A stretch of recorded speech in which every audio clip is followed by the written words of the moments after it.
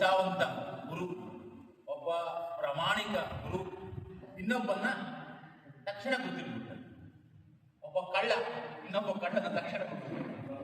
ಹೌದಲ್ವಾ? ಇದು ಅವರವರ ಗುಣದ ಇರೋಂಥರನ್ನ ತಕ್ಷಣ ನಾವು ಗೊತ್ತಿರ್ಬಿಡ್ತೀವಿ. ಸೊ ಇವರಿಗೆ ನಾನೆಂತ ಹೇಳಿ ಗೊತ್ತು, ನಾನು ಇವರಿಗೆ ಅಂತ ಹೇಳಿ ಗೊತ್ತಿದೆ. ಅಂದ್ರೆ ತಕ್ಷಣ ಅವ್ರು ಮಾಡುವಂತ ಕೆಲಸದ ಮೇಲೆ ಗೊತ್ತಾಗುತ್ತೆ. ಬಾಕಿ ನಮ್ಮ ಕಿರಣ್ ನಾಯ್ಕರು ನಮ್ಮ ಭಾವರು ಹೌದು, ಬಟ್ ನಮಗಿಂತ ಅದರಿಂದ ಮುಂಚೆ ಇದ್ರು ಪರಿಚಯ.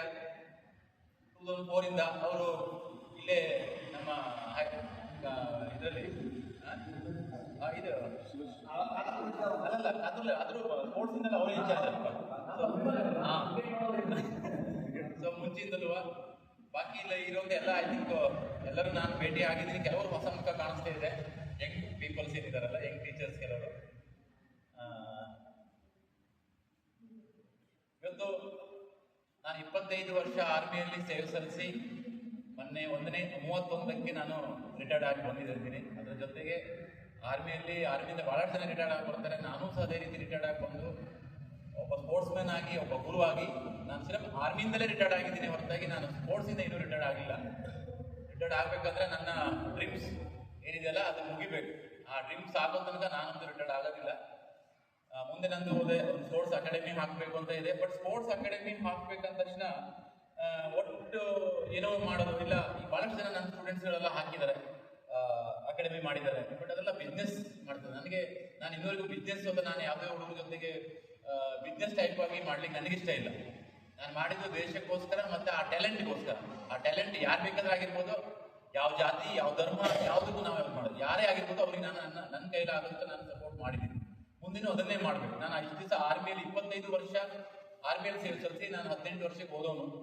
ಇಷ್ಟು ವರ್ಷ ನಾನು ಪ್ರಾಮಾಣಿಕವಾಗಿ ನನ್ನ ಕೆಲಸವನ್ನು ಮಾಡಿದ್ದೀನಿ. ಇನ್ನೇನು ಒಂದು 25 ವರ್ಷ ಮತ್ತೆ ಬದುಕಬಹುದು. ಆ 25 ವರ್ಷನೂ ಪ್ರಾಮಾಣಿಕವಾಗಿ ಇರಲಿಕ್ಕೆ ನಾನು ಇಷ್ಟಪಡ್ತೀನಿ. ಅದಕ್ಕೋಸ್ಕರ ನನ್ನ ಅಕಾಡೆಮಿ ಏನು ಹಾಕ್ತಿದ್ದೀನಲ್ಲ, ಆ ಅಕಾಡೆಮಿಗೆ ಅದು ನನ್ನ ಸ್ವಂತದ್ದಾಗಿರುತ್ತೆ ಒಂದು. ಯಾಕೆಂದ್ರೆ ಈಗ ಗೌರ್ಮೆಂಟ್ ಇಂದಲ್ಲ ನಿಮ್ಗೆ ಗೊತ್ತು ಯಾವ ರೀತಿ ಇರುತ್ತೆ ಅಂತ ಹೇಳಿ. ಸೊ ಅಲ್ಲಿ ಯಾರೋ ಬರ್ತಾರೆ, ಯಾರೋ ಅಧಿಕಾರಿ ಬಂದು ಏನೇನೋ ಹೇಳ್ತಾರೆ, ಅದೆಲ್ಲ ನಮ್ಗೆ. ಯಾಕಂದ್ರೆ ನನಗೆ ಬೇಕಾಗಿದ್ದು ರಿಸಲ್ಟ್ ಪ್ಲಸ್ ಮಕ್ಕಳ ಡಿಸಿಪ್ಲಿನ್ ಬೇಕಾಗುತ್ತೆ. ನಾಳೆ ಇವರು ಸರ್ ತಮ್ಮ ಮಕ್ಕಳನ್ನ ಬಂದು ಇಲ್ಲ ನಮ್ಮ ಕಾಶಿ ಕೋಚಂಡ್ರಲ್ಲಿ ನನ್ನ ಮಕ್ಕಳನ್ನ ಬೆಳೆಸಬೇಕು, ಅವರು ಒಳ್ಳೆ ಟ್ರೈನ್ ಮಾಡ್ತಾನೆ ಕಳಿಸಿದಾಗ ಅಕಸ್ಮಾತ್ ಮಕ್ಕಳು ಒಲಿಂಪಿಕ್ಸ್ ಅಥವಾ ಸ್ಪೋರ್ಟ್ಸ್ ಅಲ್ಲಿ ಅಚೀವ್ಮೆಂಟ್ ಮಾಡದೇ ಇದ್ರು ಸಹಿತ ಆ ಮಕ್ಕಳು ಒಳ್ಳೆಯವರಾಗಿರ್ಬೇಕು, ಒಂದು ಒಳ್ಳೆ ಡಿಸಿಪ್ಲಿನ್ ಅಲ್ಲಿ ಇರಬೇಕು. ಯಾವುದೇ ಒಂದು ದುಶ್ಚಟಗಳಿಗೆ ಹೋಗದೆ ಇದ್ದಾಗ ಅವರು ಒಂದು ಯಾವ್ದಾದ್ರು ಒಂದು ಓಕೆ ಅವ್ನು ಸ್ಪೋರ್ಟ್ಸ್ ಅಲ್ಲಿ ಇಲ್ಲ ಆಗಿರ್ಬೋದು, ಅಥವಾ ಇನ್ಯಾವುದೋ ಒಂದು ಡಿಸಿಪ್ಲಿನ್ ಅಲ್ಲಿ ಅಚೀವ್ಮೆಂಟ್ ಮಾಡಂಗಿರ್ಬೇಕು, ಅಥವಾ ಎಜುಕೇಶನ್ ಅಲ್ವಾ ಅಥವಾ ಇನ್ಯಾವುದೋ ಒಂದ್ರಲ್ಲಿ. ಬಟ್ ಅವ್ರು ನನ್ನ ಮಕ್ಕಳನ್ನ ಕಳಿಸಿದ್ದೆ, ನನ್ನ ಮಕ್ಕಳಲ್ಲಿ ಹೋಗಿ ದುಶ್ಚಟಗಳೆಲ್ಲ ಸೇರ್ಕೊಬಿಟ್ರು, ಅಲ್ಲಿ ಹೋಗಿ ಕಳಿಸಿ ಹಾಳಾಗ್ಬಿಟ್ಟ ನನ್ನ ಮಗ ಅಂತ ಹೇಳ್ಬಾರ್ದು ಅನ್ನೋದು ನನ್ನ ಒಂದು ಆಸೆ. ಅದಕ್ಕೋಸ್ಕರ ನಾನು ಮುಂದೆ ಅಕಾಡೆಮಿ ಮಾಡಿದಾಗ ಅಕಾಡೆಮಿಯಲ್ಲಿ ಸ್ಪೋರ್ಟ್ಸ್ ಹಾಸ್ಟೆಲ್ ಇರಬೇಕು, ಮತ್ತೆ ನನ್ನ ಮನೇನೂ ಅಲ್ಲೇ ಇರಬೇಕು. ಯಾಕಂದ್ರೆ ನನ್ನ ಕೆಲಸ ಯಾವಾಗ 24/7. ನಾನು ಯಾವತ್ತೂ ನನ್ನ ಜಾಬ್ಗೋಸ್ಕರ ಮಾಡಿದವನೇ ಅಲ್ಲ.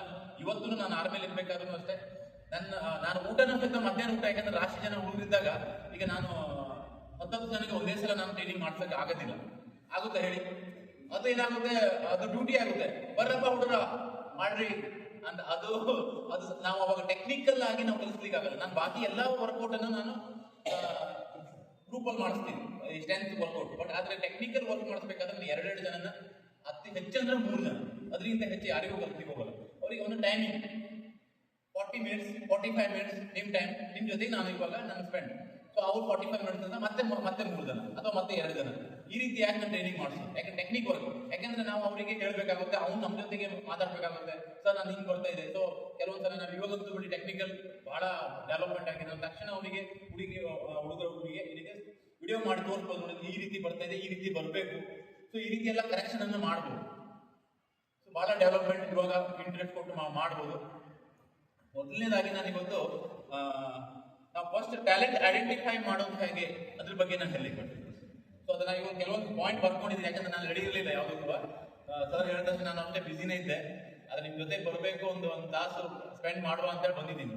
ಯಾಕಂದ್ರೆ ನಾನು ಇಷ್ಟು ವರ್ಷ ಏನು ಕಲ್ತಿದ್ದೀನಲ್ಲ, ಇದ್ರದ್ದು ಸ್ವಲ್ಪ ನಾನು ನಿಮಗೂ ಬರ್ತದೆ. ಯಾಕಂದ್ರೆ ಇದು ಈಗ ನಾನು ಸ್ವತಃ ನೋಡಿದ ರಸ್ತೆ. ಯಾಕಂದ್ರೆ ನಾನು ಯಾವುದೇ ರೀತಿ ಬಕೆಟ್ ಹಿಡಿದು ಕೋಚ್ ಅಲ್ಲ, ಅಥವಾ ಬಕೆಟ್ ಹಿಡಿದು ಪ್ಲೇಯರ್ ಅಲ್ಲ. ಮೊದಲೇ ಹೇಳ್ಕೊಡ್ತೀನಿ, ನಾನು ನಿಯತ್ತಾಗಿ ಕೆಲಸ ಮಾಡಿ ನಾನು ಆ ರಸ್ತೆಯಲ್ಲಿ ಹೋಗಿ ನೋಡಿ.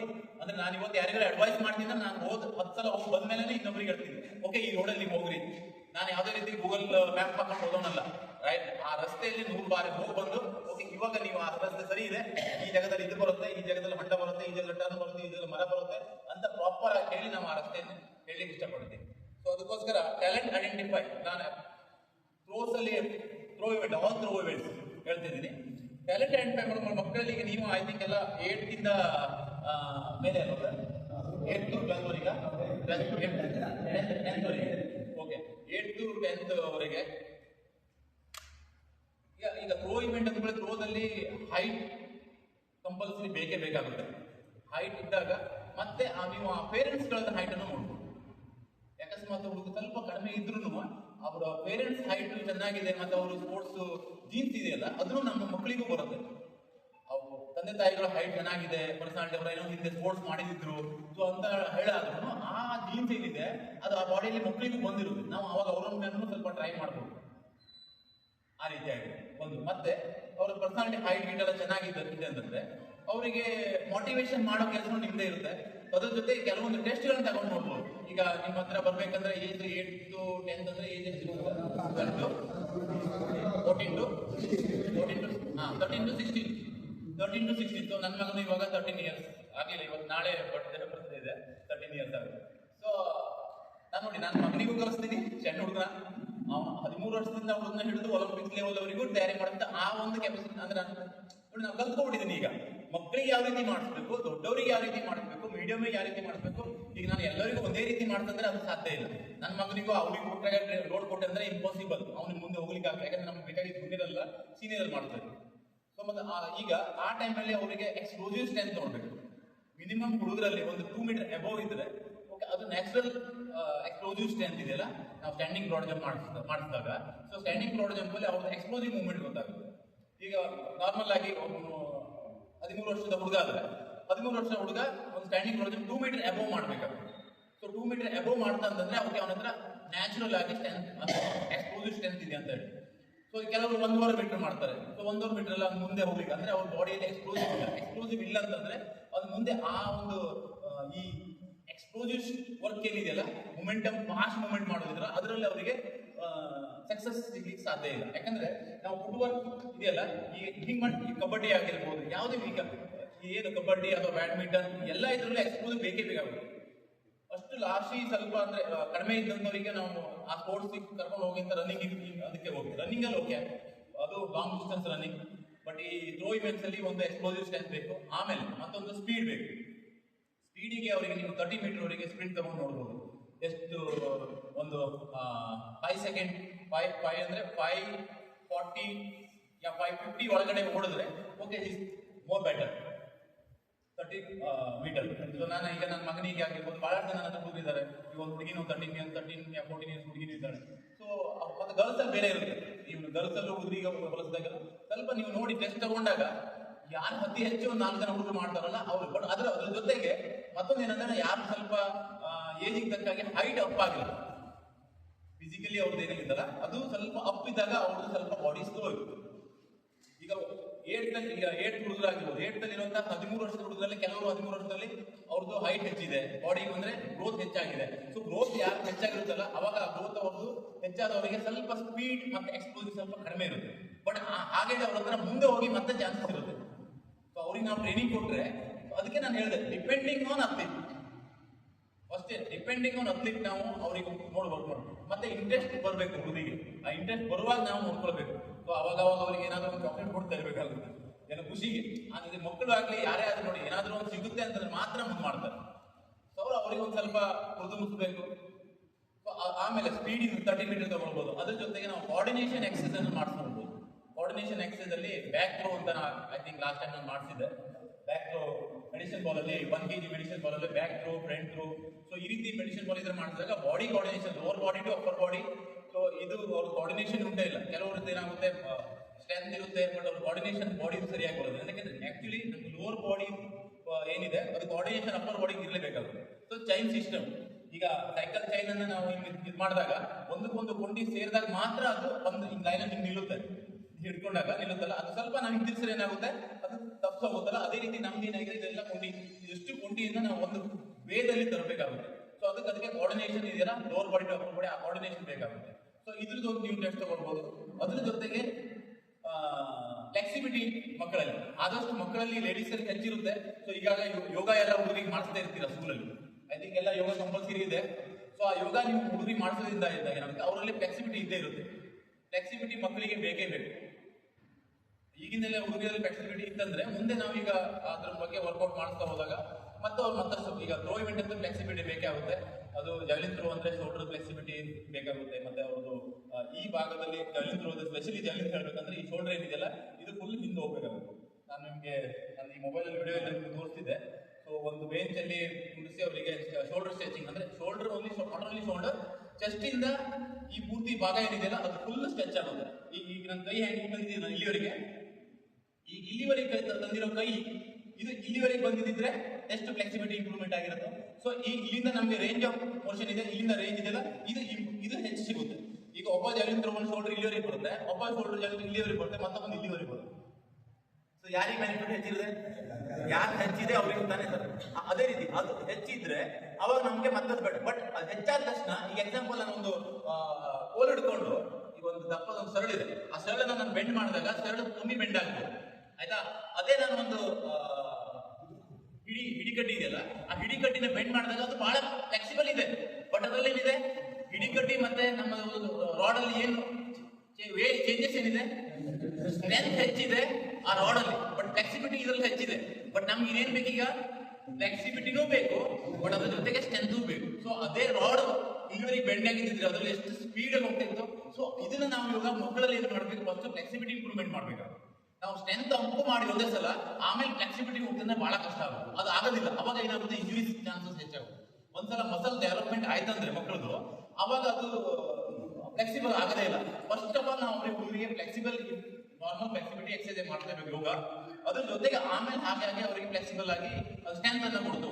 ಟೆಕ್ನಿಕ್ ಇಂಪ್ರೂವ್ಮೆಂಟ್ ಆಯ್ತಂದ್ರೆ ಆಮೇಲೆ ನಾವು ಇದು ಮಾಡ್ತೀವಿ. ಈಗ ನಾನೀಗ ಟ್ಯಾಲೆಂಟ್ ಐಡೆಂಟಿಫೈ ಬಗ್ಗೆ ಹೇಳಿದೆ. ಒಂದು ಜೀನ್ಸ್, ಆಮೇಲೆ ಕೆಲವೊಂದು ಟೆಸ್ಟ್ ಅನ್ನು ತಗೊಂಡಾಗ ಥ್ರೋ ಇವೆಂಟಿಂಗ್ ಸ್ಪೆಷಲಿ ಪರ್ಸನಾಲಿಟಿ ಅದರಲ್ಲಿ ಶಾರ್ಟ್ ಪುಟ್ ಅಥವಾ ಡಿಸ್ಕಸ್ಗೆ ಅಥವಾ ಹ್ಯಾಮರಿಂಗ್ ಮಾಡ್ಕೊಂಡ್ರೆ ಸ್ವಲ್ಪ ಎದುರು ಶಾರ್ಟ್ ಪುಟ್ಟಿಗೆ ಎಕ್ಸಾಂಪಲ್ ಶಾರ್ಟ್ ಪುಟ್ ತರಬೇಕಂದ್ರೆ ಸ್ವಲ್ಪ ಯಾರು ಫ್ಯಾಟಿ ಪರ್ಸನ್ ಹುಡುಗ ಇರ್ತಾರೆ. ಸೊ ಅವರಿಗೆ ನಾವು ಸ್ವಲ್ಪ ಅದ್ರ ಮೇಲೆ ಅಡ್ವೈಸ್ ಮಾಡೋದು ಬೆಟರ್. ಅದ್ರ ಜೊತೆ ಫಿಟ್ನೆಸ್ ಬೇಕೇ ಬೇಕು ಅವರಿಗೂ. ಅಂತ ಹೇಳಿ ನೀವು ಶಾರ್ಟ್ ಪುಟ್ ನೋಡಪ್ಪ ನೀವು ಓಡಲೇಬೇಡ, ಅವ್ರಿಗೆ ಓಡಿಸ್ಬೇಕು. ಅವ್ರಿಗೆ ಸ್ವಲ್ಪ ಓಡಿಸಿದ್ರೆ ಏನಾಗುತ್ತೆ, ಅವ್ರು ಸ್ವಲ್ಪ ಅವಾಗ ಅವ್ರದ್ದು ಎಕ್ಸ್ಪ್ಲೋಸಿವ್ ಸ್ಟ್ರೆಂತ್ ಸ್ಪೀಡ್ ಇಂಪ್ರೂವ್ಮೆಂಟ್ ಆಗುತ್ತೆ. ಸ್ಪೀಡ್ ಅಂತೂ ಬೇಕೇ ಬೇಕು. ಇವಾಗ ಮಕ್ಕಳು ದಪ್ಪ ಇದ್ದಾರೆ ಅಂದ್ರೆ ಅವ್ರಿಗೆ ಫಿಟ್ ಮಾಡೋದು ನಮ್ಮ ಕೆಲಸ. ಈಗ ಅದ್ರ ಜೊತೆಗೆ ಅವ್ರದ್ದು ಡೈಟ್ ಈಗ ಹೊರಗಡೆ ಈಗ ನೋಡ್ತೀವಿ ಅದಿದ್ರು ತಿಂತಾರೆ, ಅದಕ್ಕೆ ಕೆಲವರು ಮತ್ತೆ ಅದರಲ್ಲಿ ಕೆಲವರು ಏನಾಗುತ್ತೆ ಬಾಯ್ ನೇಚರ್ಸ್ ಬಾಡಿ ಫ್ಯಾಕ್ಟ್ ಇರುತ್ತೆ, ಜೀನ್ಸ್ ಅಲ್ಲೇ ಕೆಲವರು ದಪ್ಪ ಆಗಿರ್ತಾರೆ. ಸೊ ಇದಕ್ಕೆ ಮಕ್ಕಳನ್ನ ನಾವು ಹೇಳ್ಬೇಕಂದ್ರೆ ಆ ಪರ್ಸನಾಲಿಟಿ ತಕ್ಕಾಗಿ ಅವ್ರಿಗೆ ಸ್ಪೋರ್ಟ್ಸ್ ಮಾಡೋದು ಬೆಟರ್. ಬಾಕಿ ಜಂಪಿಂಗ್ ಆಗಿರ್ಬೋದು ಅದಕ್ಕೂ ಎಕ್ಸ್ಪ್ಲೋಸಿವ್ ಸ್ಪೀಡ್ ಬೇಕೇ ಬೇಕು. ಆಮೇಲೆ ನೀವು ಲಾಂಗ್ ಡಿಸ್ಟೆನ್ಸ್ ರನ್ನಿಂಗ್ ಮಾಡ್ಲಿಕ್ಕೆ ಯಾರ ಹತ್ರ ಹೆಚ್ಚು ಇಂಡ್ಯೂರೆನ್ಸ್ ಇದೆ ಅವ್ರಿಗೆ ನೀವು ಅದಕ್ಕೆ ಅಡ್ವೈಸ್ ಮಾಡ್ಬೋದು. ಆಮೇಲೆ ಲಾಂಗ್ ಆಯ್ತು ಮತ್ತೆ ಯಾರು ಅಥ್ಲೆಟಿಕ್ಸ್ ಅಲ್ಲಿ ಇರೋದು ಎಷ್ಟು ಬಾಕಿ ನಿಮ್ಮ ಈ ಅಥ್ಲೆಟಿಕ್ಸ್ ಇವೆಂಟ್ ಮಾಡಿದ್ರೆ ಬಾಕಿ ಯಾವ ಸ್ಪೋರ್ಟ್ಸ್ ಬೇಕಾದ್ರೂ ಮಾಡ್ಬೋದು, ತೊಂದರೆ ಇಲ್ಲ. ನಾನಂತೂ ನೋಡಿ ಅಥ್ಲೆಟಿಕ್ಸ್ ಮಾಡಿದ್ದೀನಿ, ಕಬಡ್ಡಿಯಲ್ಲೂ ಮಾಡಿದ್ದೀನಿ, ವಾಲಿಬಾಲ್ ಆಡಿದ್ದೀನಿ, ಸ್ವಿಮ್ಮಿಂಗು ಮಾಡಿದ್ದೀನಿ. ಎಲ್ಲದೂ ಗ್ರೂಪ್ ಒಂದು ಇವೆಂಟ್ ಬಿಟ್ಟು ಅದ್ರಲ್ಲಿ ಗ್ರೂಪಲ್ಲಿ ಯಾವ್ದು ಸಾರಿ ಫುಟ್ಬಾಲು ಹಾಕಿ ಇದೊಂದು 2 ಬಿಟ್ಟಿದ್ದೀನಿ, ಬಾಕಿ ಎಲ್ಲ ಆಡಿದ್ದೀನಿ, ಬಾಕ್ಸಿಂಗ್ ಎದುರು ಮಾಡಿದ್ದೀನಿ. ಮತ್ತೊಂದೇನಂದ್ರೆ ನೋಡಿ ನೀವು ಮತ್ತೊಂದು ಐಡೆಂಟಿಫೈ ಮಾಡೋದು ಮತ್ತೊಂದು ಹೇಳ್ತೀನಿ. ನಿಮ್ ಸ್ಕೂಲಲ್ಲಿ ಹುಡುಗರು ಯಾರು ಫೈಟರ್ ಇರ್ತಾರೆ ನೋಡಿ, ಜಗಳ ಯಾವ ನೋಡಿದ್ರು ಅಲ್ಲಿ ಹೊಡೆದಾಟ ಆಡ್ತಾರೆ, ಇಲ್ಲಿ ಹೊಡೆದಾಟ ಆಡ್ತಾರೆ, ಹೇಳಿದಷ್ಟೇ ಹೊತ್ತು. ಸೊ ಅಂತ ಹುಡುಗರ ಬಸ್ ಇಟ್ಕೊಳ್ಳಿ. ಸ್ವಲ್ಪ ಅವ್ರಿಗೆ ಮೋಟಿವೇಶನ್ ಮಾಡಿದ್ರೆ ಆ ಮಕ್ಕಳು ಮತ್ತು ಅಂದ್ರೆ ಅವರು ಏನು ವೇದಕ್ಕೆ ಹೋಗ್ತಿದಾರಲ್ಲ ಆ ವೇನ್ ಚೇಂಜ್ ಮಾಡ್ಬೇಕು ನಾವು. ಅಂದ್ರೆ ಮಕ್ಕಳು ಹೆದರೋದೇ ಇಲ್ಲ, ಯಾರಿಗೂ ಹೆದರೋದೇ ಇಲ್ಲ. ಸ್ವಲ್ಪ ಏನಾದ್ರು ಪಿ ಟಿ ಹೆದರ್ತಾರೆ ಮಕ್ಕಳು ಆದಷ್ಟು, ಇಲ್ಲ ಹೆಡ್ ಮಾಸ್ಟರ್ಗೆ ಹೆದರ್ತಾರೆ ಅಲ್ವಾ. ಸ್ಕೂಲಲ್ಲಿ ಹೆಚ್ಚಾಗಿ ಹೆಡ್ ಮಾಸ್ಟರ್ ಸ್ವಲ್ಪ ಪಿ ಟೀಚರ್ಗೆ ಎದುರಿಸ್ತಾರೆ. ಆದ್ರೆ ಪಿ ಟೀಚರ್ ಸ್ವಲ್ಪ ಹೊಂದಾಣಿಕೆ ನಮ್ದು ಮಕ್ಕಳ ಜೊತೆಗೆ ಹೆಚ್ಚು ನಾವು ಪ್ರೀತಿಯಿಂದ ಇರ್ತೀವಿ. ಸೊ ಅದೇ ಆ ಮಕ್ಕಳನ್ನು ನಾವು ತರಬೇತಿ ಮಾಡಿಸ್ಬೇಕು. ಅಂದ್ರೆ ಅವರಿಗೆ ಅವರು ಗಲತ್ ರಾಂಗ್ ವೇದಲ್ಲಿ ಏನು ಹೋಗ್ತಿದ್ದಾರೆ ಅಥವಾ ಇನ್ನೇನೋ ಒಂದು ತಪ್ಪು ಮಾಡ್ತಾರೆ, ಜಗಳ ಹೊಡೆದಾಟ ಇದ್ರಲ್ಲಿ ಇರ್ತಾರಲ್ಲ, ಅವರನ್ನ ನಾವು ಸರಿಯಾದ ರಸ್ತೆಗೆ ಕರ್ಕೊಂಡು ಬರ್ಬೋದು. ನಾನು ಅದೇ ರೀತಿ ಮಾಡ್ತೀನಿ. ಎಲ್ಲಾದ್ರೂ ಟ್ಯಾಲೆಂಟೆಡ್ ಲಾಸ್ಟ್ ಒಬ್ಬನು ಇವಾಗ 80 ಮೀಟರ್ ಹುಡುಗ ಮಾಡ್ತಿದ್ದಾನೆ, 20 ವರ್ಷ ಅವರಿಗೆ, ಶಿವಮೊಗ್ಗ ಹೋಗ್ಕರಿಂದ ಮಾರಾಟ ಹುಡುಗ. ಸೊ ಅವನ್ನ ನಾನು ಸ್ಟೇಟ್ ಮೀಟ್ಗೆ 22ರಲ್ಲಿ ಅಲ್ಲೇ ಪುನಾದಲ್ಲೇ ಆಗಿದ್ದು ಸ್ಟೇಟ್ ಮೀಟು. ಆ ಸ್ಟೇಟ್ ಮೀಟಿಗೆ ಹೋದಾಗ ಅವನಲ್ಲಿ 61 ಮೀಟರ್ ಏನೋ ಮಾಡಿದ್ದ. ಬಟ್ ಹೈಟ್ ಚೆನ್ನಾಗಿತ್ತು. ಬಟ್ ಅಲ್ಲಿ ಅವನು ಏನು ಫೀಲ್ಡ್ ಜಡ್ಜ್ ಇರ್ತಾರಲ್ಲ, ಸೊ ಆಫೀಷಿಯಲ್, ಅವ್ರು ಸ್ವಲ್ಪ ವಯಸ್ಸಾದ್ರೆ ಅವ್ರ ಜಗಳ ಮಾಡ್ತಾ ಇದ್ದೆ. ನಾನು ನೋಡ್ತಾ ಇದ್ದೆ ಯಾವ್ದಕ್ಕೆ ಬಟ್ ಅವ್ನು ಜಗಳ ಮಾಡ್ತಿರೋದು ಸರಿಯೋದಕ್ಕೋಸ್ಕರ ಆಗಿತ್ತು. ಅವ್ನು ಮೆಜರ್ ಮಾಡ್ತಾ ಇಲ್ಲ ಆಗಿದ್ರು, ಅವ್ನು ಜಲಿನೇನೋ ಹಿಂಗ್ ಬಿತ್ತು ಅಂತ ಹೇಳಿ ಇಲ್ಲ ಮೆಜರ್ ಮಾಡ್ತಾ ಇಲ್ಲ ಆಗಿದ್ರು. ಅದಕ್ಕೋಸ್ಕರ ಅವ್ನು ಫೈಟಿಂಗ್ ಮಾಡ್ತಾ ಇದ್ದ, ಅವ್ರು ಎದುರ್ತಾನೆ ಇರಲಿಲ್ಲ. ನಾನೆಲ್ಲ ನೋಡ್ತಾ ಇದ್ದೆ, ಮತ್ತೆ ಅವನು ಅಬ್ಸರ್ವ್ ನೋಡಿದೆ ಅವ್ನು ಯಾವ ರೀತಿ ಸ್ಪೋರ್ಟ್ಸ್ ಆಕ್ಟಿವಿಟೀಸ್ ಹೆಂಗಿದೆ ಮಕ್ಕಳು ಮಾಡಬೇಕಾದ್ರೆ. ಈಗ ನೀವು ಶಾರ್ಟ್ ಪುಟ್ ಥ್ರೋ ಮಾಡ್ತೀನಿ ಏನೋ ಒಂದು ಟೆಸ್ಟ್ ತಗೊಳ್ತಿದ್ರ, ಅವನನ್ನು ಅಬ್ಸರ್ವ್ ಮಾಡಿ ಅವನ ಎಫರ್ಟ್ ಎಷ್ಟು ಹಾಕ್ತಿದ್ದಾನಂತೆ. ಎಫರ್ಟ್ ಅವ್ನು ಎಷ್ಟು ಹಾಕ್ತಿದ್ದಾನೆ, ಅವ್ನು 100% ಎಫರ್ಟ್ ಹಾಕ್ತಿದ್ದಾನೆ, ಒಳ್ಳೆ ಜೋಶಲ್ಲಿ ಮಾಡ್ತಿದ್ದಾನೆ, ಯಾರಿಗೂ ಹೆದರ್ತಾ ಇಲ್ಲ. ಸೊ ಅಂತ ಮಕ್ಕಳಿಗೂ ನಾವು ಅಂದ್ರೆ ಆ ರೀತಿನೂ ನಾವು ಐಡೆಂಟಿಫೈ ಮಾಡ್ಬೇಕು, ಯಾಕಂದ್ರೆ ಅವನಿಗೆ ಹೆದರಿಕೆನೇ ಇಲ್ಲ ಯಾರ್ದು. ಸೊ ಅವನನ್ನ ನಾನು ಐಡೆಂಟಿಫೈ ಮಾಡ್ಕೊಂಡು ಕರ್ಕೊಂಡು ಬಂದು ಅವ್ನು 60 ನಮ್ಮ ಆರ್ಮಿ ಇನ್ಸ್ಟಿಟ್ಯೂಟ್ ಹೇಳಿದ್ರೆ ಯಾವ 60 ಗಂಟೆ ಹುಡುಗನ ಯಾಕೆ ಕರ್ಕೊಂಡು ಬರ್ತಿದ್ದೆಪ್ಪ ಇವ್ನು ಏನು ಸರ್, ನನಗೆ ನೀವು ಒಂದು 3 ತಿಂಗಳ ಟೈಮ್ ಕೊಡಿ ಸಾಕು. 3 ತಿಂಗಳ ನಂತರ ನೀವು ಬೇಕಾದ್ರೆ ಮತ್ತೆ ಅದ್ರಲ್ಲಿ ನೋಡಿ ಅವ್ನು ಮೆಡಿಕಲಿ ಆರ್ಮಿಯಲ್ಲಿ ಅನ್ಫಿಟ್, ಯಾಕೆಂದ್ರೆ ಅವ್ನ ಕೈ ಇದೆಯಲ್ಲ ಇದು ಅವ್ನ ಲೆಫ್ಟ್ ಹ್ಯಾಂಡರ್ ಅವನ ಆಕ್ಚುಲಿ ಹಿಂಗೆ ಸ್ವಲ್ಪ 19 ಡಿಗ್ರಿ ಅಬೌವ್ ಬೆಂಡ್ ಇದೆ ಅವ್ನ ಕೈ. ಸೊ ಆರ್ಮಿಯಲ್ಲಿ 15 ಡಿಗ್ರಿಗಿಂತ ಹೆಚ್ಚು ಬೆಂಡ್ ಇದ್ರೆ ಭಯ ಬರ್ತದೆ, 15 ಡಿಗ್ರಿ ಹೆಚ್ಚಿದ್ರೆ ಅದು ಅನ್ಫಿಟ್ ಆಗುತ್ತೆ. ಆದ್ರೂ ಸಹಿತ ನಾನು ರಿಕ್ವೆಸ್ಟ್ ಮಾಡ್ಕೊಂಡ ಸರ್ ಇಲ್ಲ ನನಗೆ ಹುಡುಗ ಬೇಕು, ಒಂದು 3 ಮಂತ್ ನೋಡಿ ಆಮೇಲೆ ಬೇಕಾದ್ರೆ ನೀವು ನೋಡಿ ಅಂತ ಹೇಳಿ. ಹುಡುಗ 3 ಮಂತಲ್ಲೇ 61 ಮಾಡ್ತಿದ್ದವನ 72 ವರೆಗೂ ಮಾಡ್ಲಿಕ್ಕೆ ಶುರು ಮಾಡ್ತಾನೆ. ಮತ್ತೆ ಅವನು ಇವತ್ತಿನ ದಿವಸ 80 ಮೀಟರ್ ಥ್ರೋ ಮಾಡ್ತಾನೆ ಹುಡುಗ. ತೋರಿಸ್ತೀನಿ ಬೇಕಾದ್ರೆ ನೋಡಿ, ಗೂಗಲ್ ಅಲ್ಲಿ ಇದ್ದಾನೆ. 800 ಮೀಟರ್ ಗ್ರಾಮಲ್ಲಿ 800 ಗ್ರಾಮ್ ಲೆವೆಲಲ್ಲಿ ಇವತ್ತು 80 ಮೀಟರ್ ಥ್ರೋ ಮಾಡ್ತಾನೆ. ಜೂನಿಯರ್ ಅಲ್ಲಿ ವರ್ಲ್ಡ್ ನಂಬರ್ 1 ಹುಡುಗ ಅವನಿಗೆ.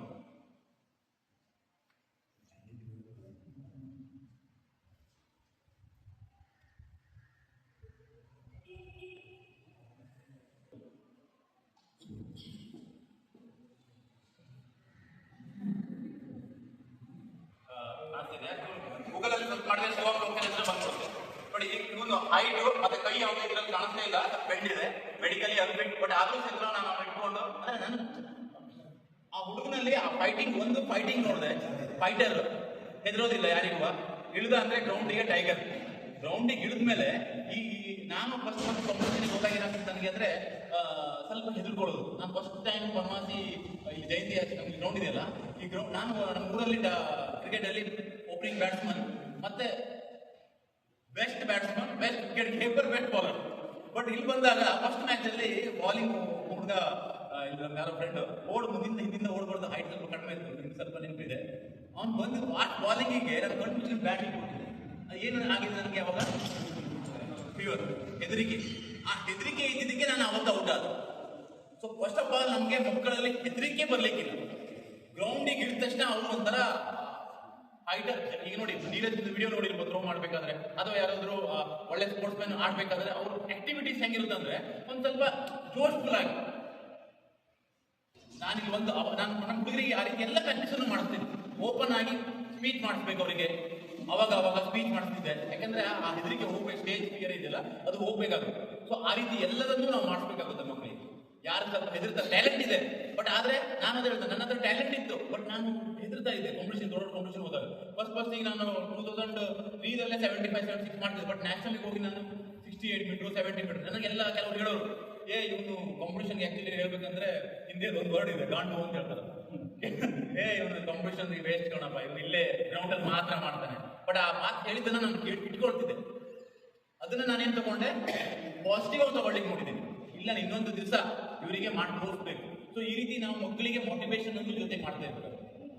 ನಿಮ್ಗೆ ಯಾರೋ ಮಕ್ಕಳಿಗೆ ನಾವು ಅವಾಗ ಮೋಟಿವೇಶನ್ ಇದೆ, ನಿನ್ನದು ಇದೆ, ಮುಂದೆ ಕೆಪಾಸಿಟಿ, ಅದು ಮತ್ತೊಂದು ಏನಂದ್ರೆ ಮುಂದೆ ಮಾಡಬೇಕು. ಜೂನಿಯರ್ ಮಾಡ್ತಾರೆ, ಅದ್ರ ಮುಂದೂ ಮಾಡಬೇಕು. ಸೊ ಈ ರೀತಿ ಟ್ಯಾಲೆಂಟ್ ಐಡೆಂಟಿಫೈ ಬಗ್ಗೆ ನಾನು ಹೇಳಿದೆ. ಸೊ ಆಮೇಲೆ ಮತ್ತೇನಾದ್ರೂ ಟ್ಯಾಲೆಂಟ್ ಐಡೆಂಟಿಫೈ ಅಲ್ಲಿ ಇವಾಗಲೇ ಕೇಳಬೇಕು. ಏನಾದರೂ ಕ್ವಶನ್ ಇದ್ರೆ ಇವಾಗ ಅದ್ರ ಬಗ್ಗೆ ಏನಾದರೂ ಕೇಳಿ. ಈ ನೆಕ್ಸ್ಟ್ ಸಬ್ಜೆಕ್ಟಿಗೆ ಹೋದಾಗ ಮತ್ತಲ್ಲಿ ಬೇರೆ ಇರುತ್ತೆ, ಅವಾಗ ನಿಮ್ಗೆ ಇದ್ರಲ್ಲಿ ಬರ್ತೋಗುತ್ತೆ. ಸೊ ಈಗ ಟ್ಯಾಲೆಂಟ್ ಐಡೆಂಟಿಫೈ ಬಗ್ಗೆ ಏನಾದರೂ ನಿಮಗೆ ಕ್ವಶನ್ ಇದ್ರೆ ಕೇಳಿ. Any doubt?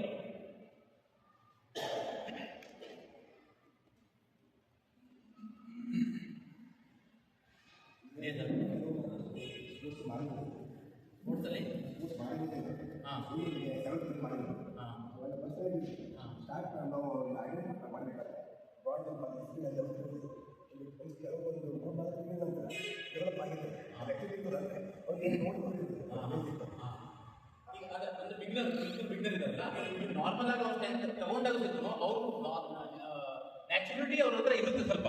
ಸೊ ಅದನ್ನ ನಾವು ಐಡೆಂಟಿಫೈ ಮಾಡ್ಕೊಂಡು ಟೆಸ್ಟ್ ತಗೊಂಡಾಗ ಗೊತ್ತಾಗ್ಬೋದು. ಮತ್ತೆ ಅವ್ರ ಓನ್ ಇಂಟ್ರೆಸ್ಟು ಇದೆಲ್ಲ ಬೇಕೇ ಬೇಕು.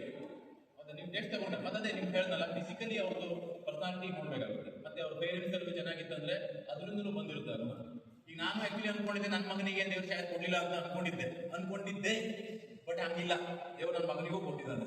ಅವ್ನು ಇವತ್ತು 45 ಮೀಟರ್ ಹೇಗೋ ಥ್ರೋ ಮಾಡ್ತಾನೆ, ಮತ್ತೆ ಸ್ಟ್ಯಾಂಡಿಂಗ್ ನೋಡಿದ್ರು ಅವನು ಸ್ವಲ್ಪ ವಾರದಲ್ಲಿ 3 ದಿವಸ ಗ್ರೌಂಡಿಗೆ ಬರ್ತಾನೆ, 3 ದಿವಸ ಕ್ರಿಕೆಟ್ಗೆ ಹಾಕ್ತೀನಿ. ಬಾಲಿಂಗಲ್ಲೂ ಫಾಸ್ಟ್ ಬಾಲಿಂಗ್ ಸಹಿತ ಒಂದು 90-95 ಸ್ಪೀಡ್ ಮಾಡ್ತಾ ಇದ್ದಾರೆ ಬಾಲಿಂಗ್. ಯಾಕಂದ್ರೆ ಸೇಮ್ ಆಕ್ಷನ್ ಆಗಿದ್ದಕ್ಕೆ ಬಾಲಿಂಗ್ ಮತ್ತೆ ಜವಲಿನ್ ಸೇಮ್ ಆಗಿದ್ದಕ್ಕೆ ಅದು ಜಲ್ ಮೂವ್ಮೆಂಟ್ ಇದೆ. ಬಟ್ ನಾನು ಅವನಿಗೆ ಇನ್ನೂ ಹೆಚ್ಚು ಲೋ ಟ್ರೈನಿಂಗ್ ಕೊಡ್ತೇನೆ. ಯಾಕಂದ್ರೆ ನನಗೆ ಬಹಳಷ್ಟು ನೋಡಿದ್ದೀನಿ ನಾನು ಮಕ್ಕಳಿಗೆ ಏನು ಮಾಡ್ತಾರೆ, ಸ್ಟಾರ್ಟಿಂಗ್ ಇಂದಲೇ ವರ್ಕೌಟ್ ಮಾಡಿಸಿ ಕಾಂಪಿಟೇಷನ್ಗೆ ಆ ರೀತಿ ಮಾಡಿಸಿ. ನಾನು ಇನ್ನೂರಿಗೆ ಯಾವುದು ಕಾಂಪಿಟೇಷನ್ ಮಾಡ್ತಿಲ್ಲ. ಆಕ್ಚುಲಿ ಮೊನ್ನೆ ಇತ್ತು 2ನೇ ತಾರೀಕಿಗೆ, ಬಟ್ ನಾನು ಈ ಕಡೆ ಬರಬೇಕಿತ್ತು. ಅವ್ನು ಫಸ್ಟ್ ಕಾಂಪಿಟೇಷನ್ ಆಗ್ತಿತ್ತು, ಬಟ್ ಆ ಮಹಾರಾಷ್ಟ್ರದಲ್ಲಿ ಅವನು ಫಸ್ಟ್ ಗೋಲ್ಡ್ನು ಆಗ್ತಿದ್ದ. ಬಟ್ ಏನು ಮಾಡೋದು, ನನ್ನ ಟೈಮ್ ಇರಲಿಲ್ಲ, ಕರ್ಕೊಂಡು ಬಂದೆ. ಯಾಕಂದ್ರೆ ಬಟ್ ಅದು ನನಗೇನು ಚಿಂತೆ ಇಲ್ಲ, ಯಾಕೆಂದ್ರೆ ನನಗೆ ಈಗ ಬೇಕಾಗಿಲ್ಲ ಅವನು ರಿಸಲ್ಟ್. ನನಗೆ ಬೇಕಾಗಿಲ್ಲ 18 ವರ್ಷದ ನಂತರ. ನಾನು ಇವಾಗಲೇ ಅವನಿಗೆ ಅದೇನು ಖರ್ಚು ಮಾಡ್ತಿದ್ದೀನಲ್ಲ, ಆ ಖರ್ಚನ್ನ ಸುಮ್ಮನೆ ಅದ್ರ ಬಗ್ಗೆ ಅವನಿಗೆ ಏನಾದರೂ ಒಂದು ಅಕ್ವಿಪ್ಮೆಂಟ್ ಅಥವಾ ಏನೋ ಬೇರೊಂದು ಹೆಲ್ಪ್ ಆಗುತ್ತೆ ಅಂತ ನಾನು ಇದು ಮಾಡ್ತಿದ್ದೆ. ಯಾಕಂದ್ರೆ ಅದೇ ಮತ್ತೇನಾದ್ರೂ ಕ್ವಶನ್ ಇದ್ರೆ ಕೇಳಿದ್ದೆ ಈ ಟ್ಯಾಲೆಂಟ್ ಐಡೆಂಟಿಫೈ ಬಗ್ಗೆ. ಸೆಲೆಕ್ಷನ್ ಮಾಡ್ಬೇಕಾದ್ರೆ ಯಾವ ರೀತಿ ಡಿಸ್ಕಸ್ ಥ್ರೋಗೆ ನೋಡಿ ಸ್ವಲ್ಪ ಪರ್ಸನಾಲಿಟಿ ಬೇಕೇ ಬೇಕಾಗುತ್ತೆ. ನೀವು ಅವರಿಗೆ ಒಂದು ನಾರ್ಮಲ್ ಆಗಿ ಒಂದು ನಾರ್ಮಲ್ ಸ್ಟ್ರೆಂತ್ ನೋಡ್ಬೇಕಂತಂದ್ರೆ ಸ್ಟ್ರೆಂತ್ ಅನ್ನು ಪುಷಪ್ ಎಲ್ಲ ಮಾಡ್ಕೊಂಡು ಹೋಗ್ಬೋದು. ಪುಷಪ್ ಆದ್ರೆ ಕೆಲವರು ಪುಷಪ್ ಪ್ರಾಕ್ಟೀಸ್ ಮಾಡದೇನೆ ಇದ್ರು ಪುಷಪ್ ಮಾಡ್ತಾರೆ ಕೆಲವರು. ನೀವು ಬೇಕಂದ್ರೆ ಒಂದು 100 ಜನ ಹುಡುಗರಿಗೆ ಪುಷಪ್ ಮಾಡಿಸಿ, ಕೆಲವರು ಲೈಫಲ್ಲಿ ಇನ್ನೂ ಪುಷಪ್ಪೇ ಮಾಡಲಿಲ್ಲ, ಅವರು ಸಹಿತ ಮಾಡ್ಬಿಡ್ತಾರೆ, ಕೆಲವರಿಗೆ ಆಗೋದಿಲ್ಲ. ಅದೇನಾಗುತ್ತೆ, ಅದರಿಂದ ಏನಾಗುತ್ತೆ ಅಂದ್ರೆ ಅವ್ರ ಕೋರ್ ಸ್ಟ್ರೆಂತ್ ಇದೆಯಲ್ಲ, ಆ ಕೋರ್ ಸ್ಟ್ರೆಂತ್ ಯಾರು ಸ್ಟ್ರಾಂಗ್ ಇರ್ತಾರ ಅವರು ಪುಷಪ್ ಅನ್ನು ಈಸಿಯಾಗಿ ಮಾಡ್ಬಿಡ್ತಾರೆ.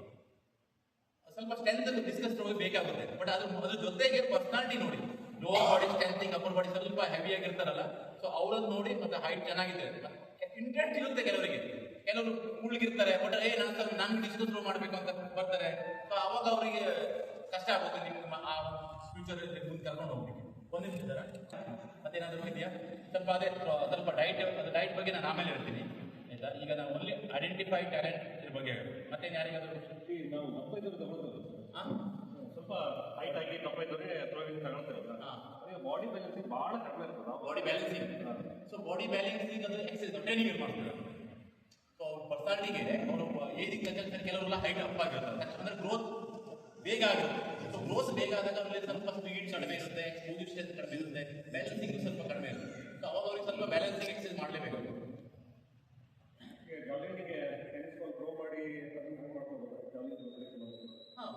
ಬಾಲ್ ನಾರ್ಮಲ್ ಆಗಿ ಮಾಡಬಹುದು. ಈಗ ನೋಡಿ, ನಾನು ಒಂದು ಜಲ್ಲಿ ಥ್ರೋ ಮಾಡಿದ್ದೇನೆ ಅಂತಂದ್ರೆ, ಈಗ ನಾವು ಹಳ್ಳಿ ಮೇಲೆ ಹುಡುಗರು ಅಲ್ಲಿ ಆ ಮರಕ್ಕೆ ಮಾವಿನಕಾಯಿ ಕಲ್ಲು ಹೊಡೆದ್ರು, ಅಥವಾ ಯಾವುದೋ ಒಂದು ಹಕ್ಕಿಗೆ ಕಲ್ಲು ಹೊಡೆದ್ರು, ಯಾವುದೋ ಮಗಕ್ಕೆ ಕಲ್ಲು ಹೊಡೆದ್ರು, ಅದೇನಾಯ್ತಂದ್ರೆ ಬೈ ನೇಚರ್ ಏನಾಗ್ತಿದೆ, ನಮ್ಮ ಆ ಮೊಮೆಂಟಮ್ ಟ್ರೈನಿಂಗ್ ಆಗ್ತಾ ಇತ್ತು.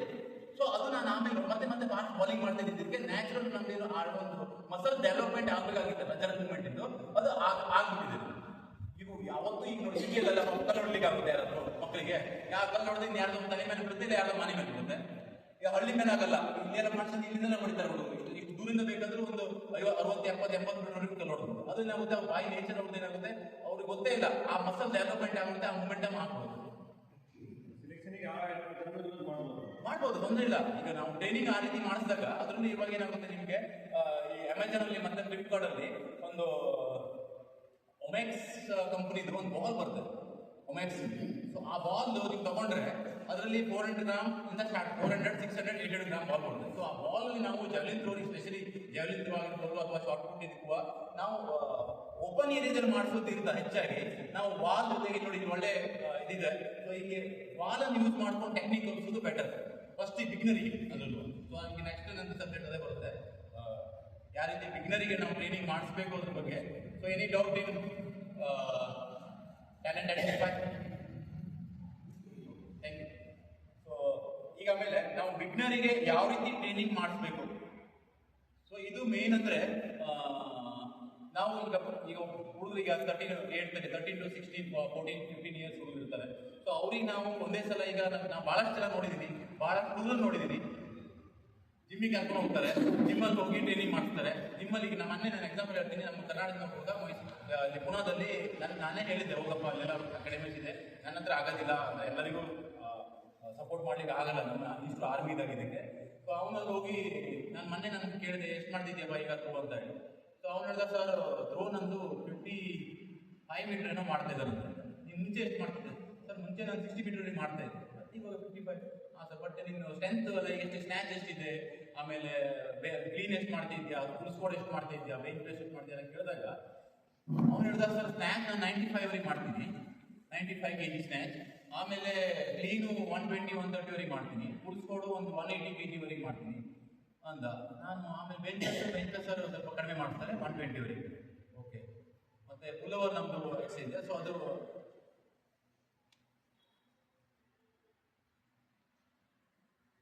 ಒಂದು ಇದು ಮಾಡಿಸ್ತಾ ಇದ್ದಾರೆ ಎಷ್ಟು, 100 kg. ಸೊ ಥ್ರೋ ಎಷ್ಟು ಮಾಡ್ತೀಯ ಅಂದರೆ 55 ಮೀಟರ್. ಅಂದರೆ ಇದು ನಾವು ಇದು ಮುಂದಿನ ಟ್ರೈನಿಂಗ್ ಹೇಳ್ತಾ ಇದ್ದೀನಿ, ಭಾಳ ಫಾರ್ವರ್ಡು. ಸೊ ಇದು ಭಾಳ ವೇರಿಯೇಷನ್ ಇದೆ, ಭಾಳ ಅಂದರೆ ಅವ್ನು ಆ್ಯಕ್ಚುಲಿ ಜಾವ್ಲಿನ್ ಥ್ರೋವರ್ ಆಗಕ್ಕೆ ಸಾಧ್ಯನೇ ಇಲ್ಲ, ಅವ್ನು ವೇಟ್ ಲಿಫ್ಟಿಂಗ್ ಹೋಗ್ಬೇಕು, ಗೊತ್ತಾಯ್ತಾ? ಯಾಕೆಂದರೆ ಅವನಿಗೆ ಅಸಲ್ ಫೀಲ್ಡಲ್ಲಿ ಏನು ಮಾಡಬೇಕಾಗಿತ್ತು, ಅವನು ಜಾವ್ಲಿನಲ್ಲಿ ಅಲ್ಲಿ ಇಂಪ್ರೂವ್ಮೆಂಟ್ ಮಾಡಬೇಕಾಗಿತ್ತು. ಸೊ ಅವನು ಏನು ಇಂಪ್ರೂವ್ಮೆಂಟ್ ಮಾಡಿದ್ದಾನೆ, ಇಲ್ಲಿ ಬೇರೆ ಡೈರೆಕ್ಷನಲ್ಲಿ ಸ್ಟ್ರೆಂತನ್ನು ಹೆಚ್ಚಿಗೆ ಡೆವಲಪ್ಮೆಂಟ್ ಮಾಡಿ. ಮತ್ತೆ ಸ್ಟ್ಯಾಂಡಿಂಗ್ ರೋಡ್ ಜಂಪ್ ಎಷ್ಟು ಮಾಡ್ತೀವಿ ಕೇಳಿದೆ ಸರ್, ನಾನು ಸ್ಟ್ಯಾಂಡಿಂಗ್ ರೋಡ್ ಜಂಪು 230 ಅಂತ ಸ್ಕ್ವಾಡ್ 180 kg ಇರುತ್ತೆ, ಸ್ಟ್ಯಾಂಡಿಂಗ್ ರೋಡ್ 230. ನಾನು ಹೇಳಿದೆ ಎಲ್ಲ ನೀವು ತಮ್ಮ ನೋಡು ಬೇಜಾರು ಮಾಡ್ಕೋಬೇಡ, ನನ್ನ ಮಗ ಇವಾಗ 3 ವರ್ಷ, ಅವನು 20 kg ಸ್ಕ್ವಾಡ್ ಮಾಡ್ತಾನೆ, ಬಟ್ ಅವನು ಸಹ 230 ಮಾಡ್ತಾನಲ್ಲ. ಅಲ್ಲಿ ಯಾರಪ್ಪ ನಿಮ್ಮ ಕೋಚ್, ಅವನಿಗೆ ಸ್ವಲ್ಪ ಇದಿಲ್ವಾ? ಸರ್ ಏನು ಮಾಡೋದು ಸರ್, ನಾವು ಇಲ್ಲಿ ಬಂದಿದ್ದೀನಿ, ಫೀಸ್ ಎಷ್ಟು ಗೊತ್ತಾಗೋದು, ಒಂದು ತಿಂಗಳದ್ದು ಒಂದು 14,000 ಏನೋ ಆಗುತ್ತೆ. ಇವತ್ತು ಹಾಗೆ ಇದೆ, ನಿಮಗೆ ನೀವು ಹೊರಗಡೆ ಹೋದರೆ 12,000ಗಿಂತ ಕಡಿಮೆ ಪ್ರತಿ ತಿಂಗಳಲ್ಲಿ ಯಾರು ಕೋಚಿಂಗ್ ಮಾಡಲ್ಲ, ಜಾಲಿ ಹಂಗಿದೆ ನೋಡಿ. ಅಂದರೆ ಅವನು ರಾಂಗ್ ವೇದಲ್ಲಿ ಹೋಗ್ಬಿಟ್ಟಿದ್ದಾರೆ. ನಾವು ಫಸ್ಟ್ ಆಫ್ ಆಲ್ ನಮ್ಮ ಮಕ್ಕಳಿಗೆ ನಿಮಗೆ ಅವಶ್ಯಕತೆ ಇಲ್ಲ, ಸ್ವಲ್ಪ ಈಗ ಶಾರ್ಟ್ ಪುಟ್ ಡಿಸ್ಕಸ್ ಏನು ಥ್ರೋ ಇವೆಂಟ್ ಇದೆಯಲ್ಲ, ಸ್ವಲ್ಪ ನಾವು ಅವರಿಗೆ ಲೈಟ್ ಆಗಿ ರಾಡಲ್ಲಿ ಸ್ವಲ್ಪ ಸ್ಟ್ರೆಂಥಿಂಗ್ ಮಾಡಿಸ್ಬೋದು. ಬಟ್ ಅವ್ರು ಡಿಪೆಂಡ್ ಆನ್ ಅವರ ಪರ್ಸನಾಲಿಟಿ ಗ್ರೋತ್ ಆಗಿದ್ದಿದ್ರೆ ಚೆನ್ನಾಗಿ, ಇಲ್ಲದ್ರೆ ಅವ್ರಿಗೆ ಅವಶ್ಯಕತೆನೇ ಇಲ್ಲ. ಖಾಲಿ ರೋಡಲ್ಲಿ ಒಂದು 10 kg ರೋಡಲ್ಲಿ ಅಥವಾ 15 kg ರೋಡಲ್ಲಿ ನಂಬರ್ ಆಫ್ ರೆಪಿಟೇಷನ್ ಮಾಡಿಸಿ, ಬಾಕಿ ನಾರ್ಮಲ್ ಪುಷಪ್ ಮಾಡಿಸಿ, ಬೀಮ್ ಮಾಡಿಸಿ, ಪುಲಪ್ ಇರ್ತವೆ ಅದನ್ನು ಮಾಡಿಸಿ ಅಷ್ಟೇ. ಮತ್ತು ಅವ್ರಿಗೆ ಪ್ರಾಪರ್ ಟೆಕ್ನಿಕ್ ಕಲಿಸ್ಬೇಕು. ಪ್ರಾಪರ್ ಟೆಕ್ನಿಕ್ ಕಲಿಸ್ಬೇಕಂದ್ರೆ ನಿಮಗೆ ಈಗ ನೋಡಿ ಭಾಳಷ್ಟು ಆ್ಯಪ್ಸ್ಗಳಿದೆ, ಒಂದು ಕೋಚಸ್ ಐ ಅಂತ ಇದೆ, ಗೂಗಲ್ ಸಿಗುತ್ತೆ. ಸೊ ಅದರಲ್ಲಿ ನಿಮ್ಮ ಮಕ್ಕಳಿಗೆ ಕಂಪೇರ್ ಮಾಡಿ ತೋರಿಸ್ಬೋದು ವಿಡಿಯೋಗಳನ್ನ, ಅವ್ರ ವಿಡಿಯೋಗೆ ಮತ್ತು ಇನ್ನೊಬ್ಬರು ಪ್ಲೇಯರ್ ವಿಡಿಯೋಗೆ, ಮತ್ತು ಅವ್ರ ಮಸಲ್ಸ್ ಯಾವ ರೀತಿ ಯಾವ ಡೈರೆಕ್ಷನ್ ಬರಬೇಕು. ಸೊ ಇದನ್ನೆಲ್ಲ ನಾವು ಅದ್ರಲ್ಲಿ ಮಾಡ್ತಾ ಹೋಗ್ಬೋದು ಮಕ್ಕಳಿಗೆ.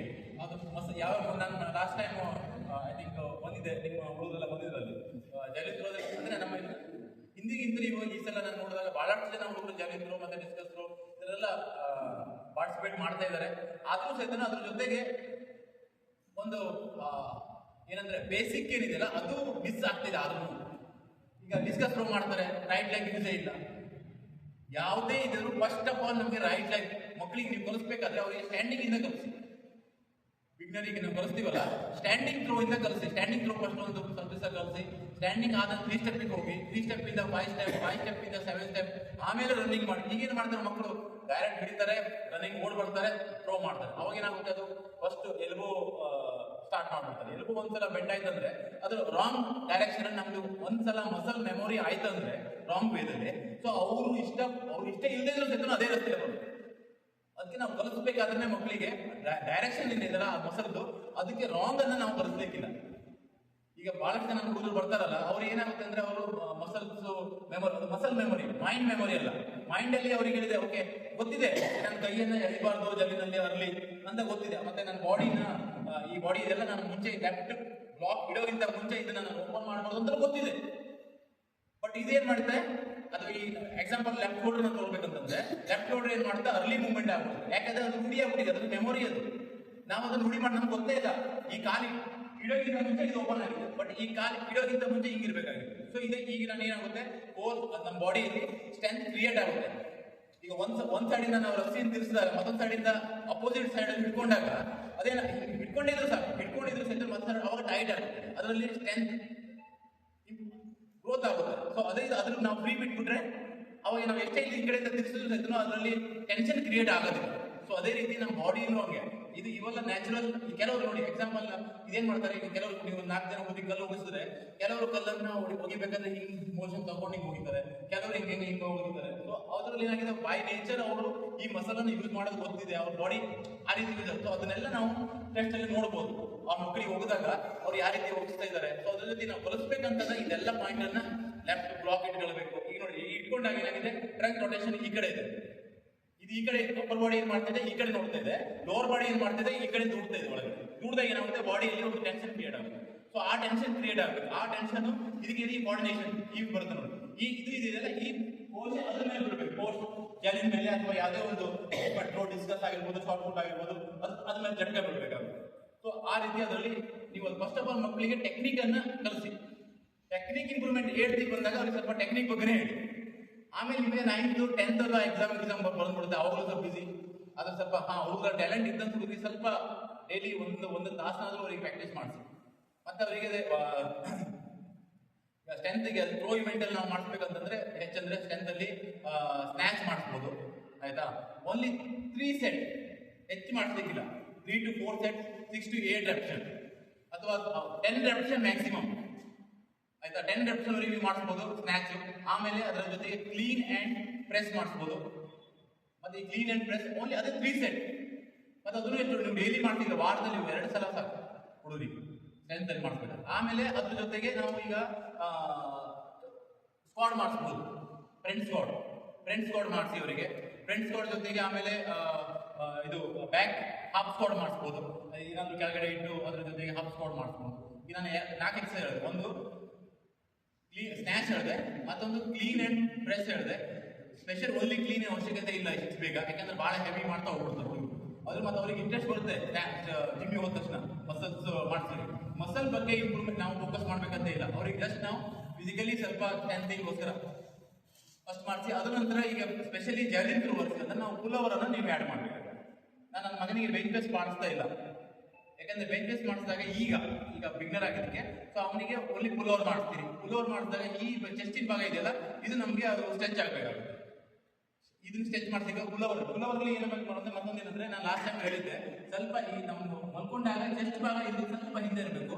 ಅಂದ್ರೆ ಈ ಭಾಗ ಇದೆಯಲ್ಲ, ಇಲ್ಲಿಂದ ನಮ್ಮ ಬಾಡಿ ಇಲ್ಲಿ ಬರಬೇಕು. ಸೊ ಅವಾಗ ನಮಗೆ ಜಾಲಿನ್ ಥ್ರೋ ಸ್ಪೆಷಲಿ ಇಲ್ಲಿ ಸ್ಟ್ರೆಚ್ ಆಗಬೇಕು. ಅಂದ್ರೆ ಅಷ್ಟು ನಮಗೆ ಬಾಡಿ ಈಗ ನನ್ನ ಶೋಲ್ಡರ್ ಸರ್ಜರಿ ಆಗಿದ್ದಕ್ಕೆ ನಮ್ಗೆ ಆ ಮೋಷನ್ ತೋರಿಸ್ಲಿಕ್ಕೆ ಆಗ್ತಾ ಇಲ್ಲ. ಈಗ ನಂದು ಫುಲ್ ಸ್ಟ್ರೆಚ್ ಆಗ್ತದೆ.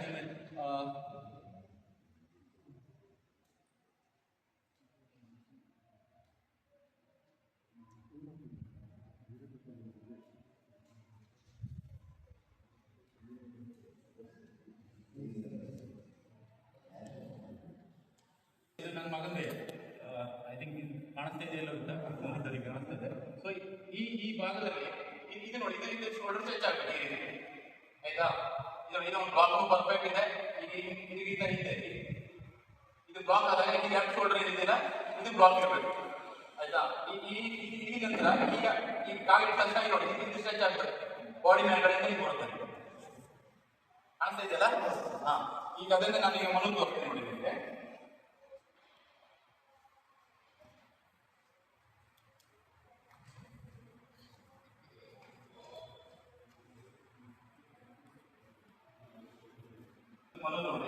ನೋಡಿ ಇನ್ನೂ ಮತ್ತೇನಾಗಿದೆ, ಸ್ವಲ್ಪ ಮತ್ತು ಶೋಲ್ಡರ್ ಬ್ಯಾಕ್ ಇದೆ. ಈ ಕೈ ಏನಿದೆಯಲ್ಲ ನೋಡಿ, ಇಲ್ಲಿ ನೋಡಿ, ಈಗ ನಾನು ಮುಂದೆ ಹೋಗ್ತಾ ಹೋದಾಗ ನೋಡಿ ಎಷ್ಟು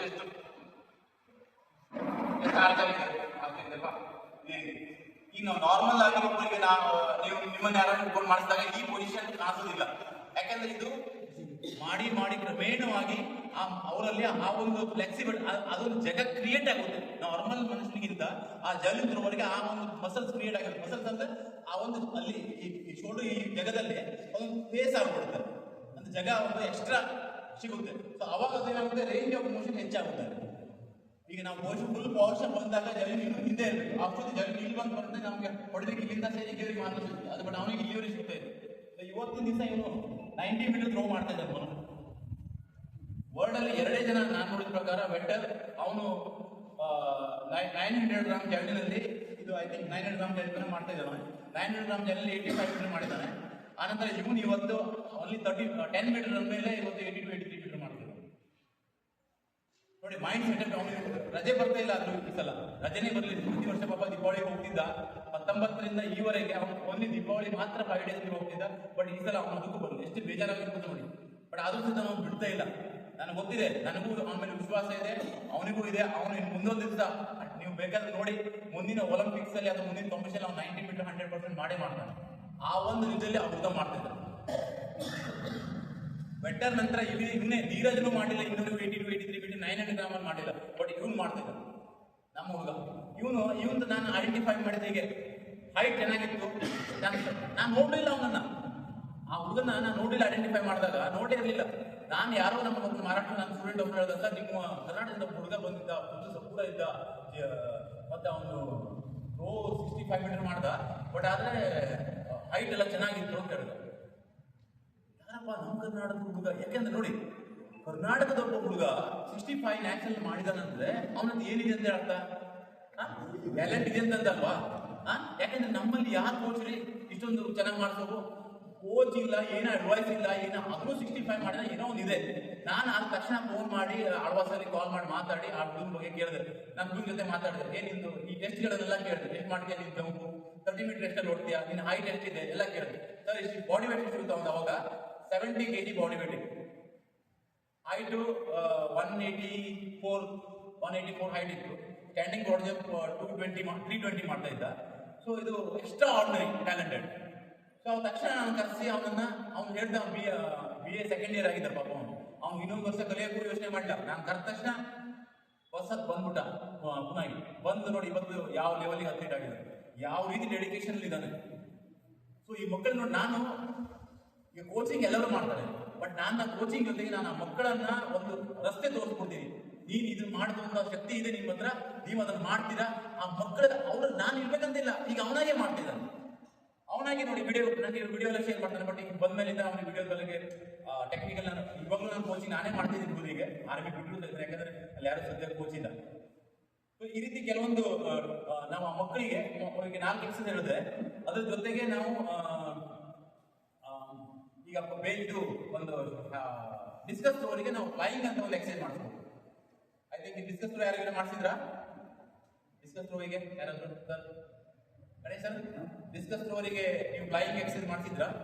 ಇಲ್ಲ. ಫ್ಲೈಯಿಂಗ್ ಎಕ್ಸರ್ಸೈಸ್ ಬೆಂಚ್ ಮೇಲೆ, ಈಗ ಸಿಂಗಲ್ ಇಷ್ಟ ಅಗಲ ಬೆಂಚ್ ಅಲ್ಲ, ಸಣ್ಣ ಬೆಂಚಲ್ಲಿ ನೀವು ಮಲ್ಸಿ ಅವರಿಗೆ ಒಂದು 2.5 kg ಪ್ಲೇಟ್ ಇಟ್ಕೊಂಡು ಈ ಎಕ್ಸರ್ಸೈಸ್ ಇದು ಯಾಕೆ ಮಾಡಿಸ್ಬೇಕಂದ್ರೆ ಇದು ಫ್ಲೆಕ್ಸಿಬಲ್. ನನ್ನ ಕೈ ಇಲ್ಲಿವರೆಗೆ ಬರ್ತಿದೆ, ನನಗೆ ನಾರ್ಮಲ್ ಆಗಿ ಇಲ್ಲಿವರೆಗೆ ಬರ್ತಿದೆ. ಬಟ್ ಡಿಸ್ಕಸ್ ಥ್ರೋವರಿಗೆ ಈ ಕೈ ಇಲ್ಲಿವರೆಗೆ ಇದ್ದಷ್ಟು ಬೆಟರ್. ನಾನೀಗ ಬಾಡಿ ತಿರ್ಸಲ್ಲಿ ತಗೊಂಡೋದೆ, ಬಾಡಿ ತಿರ್ಸಲ್ಲ, ಈಗ ನಾವು ನಿಂತ್ಕೊಂಡಾಗಲೇ ನನ್ನ ಕೈ ಇಷ್ಟು ಇಲ್ಲಿವರೆಗೆ ಮಾತಾಡೋದು.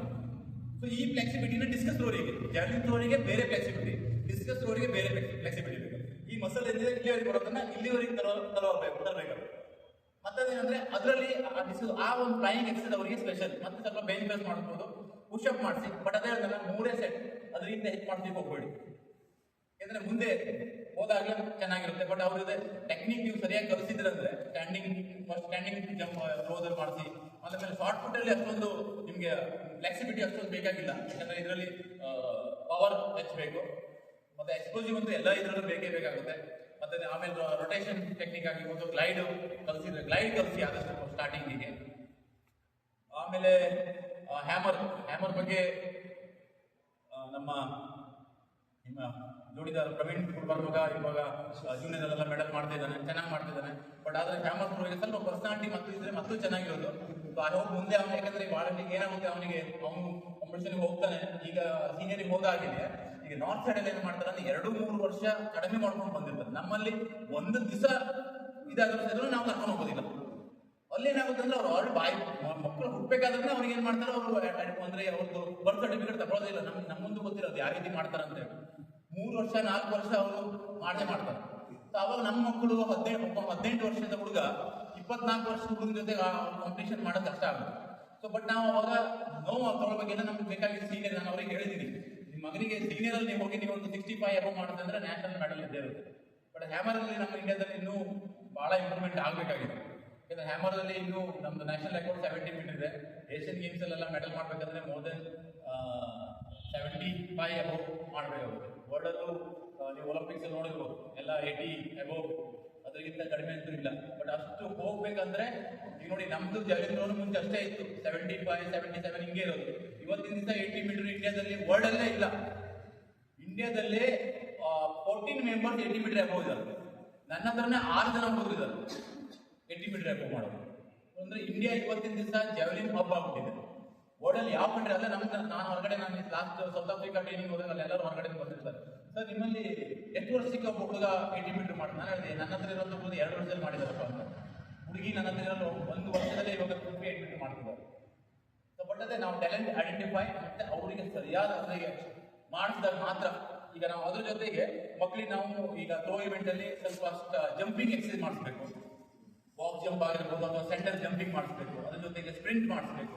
ಸೊ ಆಮೇಲೆ ಅದ್ರ ಜೊತೆಗೆ ಬ್ಯಾಕ್ ಥ್ರೋ, ಫ್ರಂಟ್ ಥ್ರೋ ಮತ್ತೆ ಜಾವೆಲಿನ್ ಥ್ರೋ ಸ್ಪೆಷಲಿ ಆಗಿ ಓವರ್ ಹೆಡ್ ಥ್ರೋ ಎಲ್ಲ 1 kg ಮೆಡಿಸಿನ್ ಬಾಲಲ್ಲಿ ನೀವು ಮಾಡಿಸ್ಬೋದು. ಬೇಕಾದ್ರೆ ಯಾರಿಗೆ ಇದ್ರ ಬಗ್ಗೆ ನಾನು ಆಮೇಲೆ ಬೇಕಾದ್ರೆ ಕಾಂಟ್ಯಾಕ್ಟ್ ಮಾಡಿ ಆಯ್ತಾ, ಯಾವ ಎಕ್ಸರ್ಸೈಸ್ ಮಾಡಿಸ್ಬೇಕು. ಸ್ಪ್ರಿಂಟ್ ಅದ್ರ ಜೊತೆಗೆ ಸ್ವಲ್ಪ ನೀವು ವಾರದಲ್ಲಿ ಅಂದರೆ ಡೈಲಿ 2 to 3 ಟೈಮ್ ಥ್ರೋ ಮಾಡಿಸಿ. ಬಟ್ ಆದರೆ ಟೆಕ್ನಿಕ್ ಕಲಿಸ್ಬೇಕಾದ್ರೆ ಆದಷ್ಟು ನೀವು ಈಗ ಡಿಸ್ಕಸ್ ಆದ್ರೂ ಅಷ್ಟೇ ನೀವು ಒಂದು ಬಾಲ್ ಎಷ್ಟು ಅವರಿಗೆ ಐ ಥಿಂಕ್ 1.5 kg ಡಿಸ್ಕಸ್ ಇರುತ್ತಾ, 1.5 kg ಅಲ್ಲ. ಸೊ 1 kg ಬಾಲ್ನ ಹಿಡ್ಕೊಂಡು ಅವರಿಗೆ ನೀವು ವಾಲಿಂಗ್ ಥ್ರೋ ಮಾಡಿಸ್ಬೋದು. ವಾಲಿಂಗ್ ಮಾಡಿದಾಗ ಏನಾಗುತ್ತೆ ಅವರಿಗೆ ಟೆಕ್ನಿಕ್ ಕಲಿಸ್ತೀವಿ. ಅವ್ರು ಏನು ಮಾಡ್ತಾರೆ ಹುಡುಗರು ಬಟ್ ಹೋದ ತಕ್ಷಣ ಡಿಸ್ಟೆನ್ಸ್ ನೋಡಲಿಕ್ಕೆ ನೋಡ್ತಾರೆ. ಸೊ ನಾವು ಟೆಕ್ನಿಕ್ ಒಂದ್ಸಲ ಕಲಿಸ್ಬಿಟ್ರೆ ಅಂದರೆ ಆಮೇಲೆ ಡಿಸ್ಟೆನ್ಸ್ ಬಂದೇ ಬರುತ್ತೆ. ಸ್ವಲ್ಪ ಈಗ ನಿಮ್ಗೆ ಗೊತ್ತು, ನಾನು ನೋಡಿದ್ದೀನಿ ಇಲ್ಲೆಲ್ಲ ಸ್ವಲ್ಪ ಟೈಮ್ ಕಡಿಮೆ ಇರುತ್ತೆ. ಮತ್ತೆ ಎಕ್ಸಾಮ್ ಬಂದ ತಕ್ಷಣ ಮತ್ತೆ ಇದಾದ್ರೂ ಸಹಿತ ನೀವು ಇದ್ರ ಬಗ್ಗೆ ಸ್ವಲ್ಪ ಯಾರೋ ಟ್ಯಾಲೆಂಟ್ ಹುಡುಗರಿಗೆ ಸ್ವಲ್ಪ ನೀವು ಮುಂದೆನೂ ಮಾಡಿಸಿ ಟ್ರೈ ಮಾಡಿ. ಮೂರು ಹತ್ರ ಇದ್ರೆ ಟೈಮ್ ಸಿಕ್ಕಾಗ ನೀವು ಸ್ಪೆಂಡ್ ಮಾಡಿ ಅವ್ರಿಗೆ ಸ್ವಲ್ಪ ಮೋಟಿವೇಶನ್. ಯಾಕಂದ್ರೆ ನೋಡಿ, ನೀವೆಲ್ಲ ಇಷ್ಟೆಲ್ಲ ಕಷ್ಟಪಟ್ಟು ಮಾಡಿಸ್ತೀರ, ಕಷ್ಟೆಲ್ಲ ಮಾಡಿದ ನಂತರ ಅವರು ಕಾಲೇಜಿಗೆ ಹೋದ ತಕ್ಷಣ ಸ್ಪೋರ್ಟ್ಸ್ 0. ಇದು ಒಂದು ಮಾತ್ರ ಡೆವಲಪ್ಮೆಂಟ್ ನಮ್ಮ ಕಡೆಯಲ್ಲಿ ಸ್ಪೆಷಲಿ. ಬಟ್ ಅದೇ ಬೆಂಗಳೂರು ಮಂಗಳೂರು ಆ ಬದಿಗೆಲ್ಲ ಏನಾಗುತ್ತೆ, ಅವ್ರಿಗೆ ಮುಂದೆ ಹೋಗ್ಲಿಕ್ಕೆ ರಸ್ತೆ ಇದೆ. ನಮ್ಮ ಕಡೆ ಯಾರು ನನಗೆ ಒಬ್ಬನ ಮೊನ್ನೆ ಆದೊಬ್ಬ ಈಗ ನಮ್ಮ ರವೀಂದ್ರ ನಾಯ್ಕರ ಮಗ ಒಬ್ಬನು ಇದರಲ್ಲಿ ಇದ್ದಾನೆ, ಇಲ್ಲಿ ರಕ್ಷಿತ್ ಸಾಯಿಲ್ ಇದ್ದಾನೆ, ಖೇಲೋ ಇಂಡಿಯಾ ಸ್ಕೀಮಲ್ಲಿ ಸಾಯಿಲೇ ಇದ್ದಾನೆ. ಆದ್ರೂ ಮತ್ತಷ್ಟು ರೀಚ್ ಆಗಬೇಕಿದೆ. ಬಟ್ ನಂದು ಪ್ಲಾನ್ ಇತ್ತು ಮಾಡಬೇಕು ಅಕಾಡೆಮಿ ಇಲ್ಲೇನೆ. ಆದ್ರೂ ಮುಂದೆ ಫೈನಾನ್ಸಿಯಲ್ ಎಲ್ಲ ಭಾಳ ಪ್ರಾಬ್ಲಮ್ ಆಗುತ್ತೆ. ಅದಕ್ಕೋಸ್ಕರ ಈ ಟ್ರೈನಿಂಗ್ ಬಗ್ಗೆ ಏನಾದರೂ ಕೇಳೋದಿದ್ರೆ ಕೇಳಿ. ಟ್ರೈನಿಂಗ್ ಪ್ಲಸ್ ಅದರಲ್ಲಿ ಸ್ಟ್ರೆಂಥಿಂಗ್ ಯಾವ ರೀತಿ ಕೊಡ್ಬೋದು ಅದ್ರ ಬಗ್ಗೆ ಏನಾದಿದ್ರೆ ಡೌಟ್ ಇದ್ರೆ ಕೇಳಿ.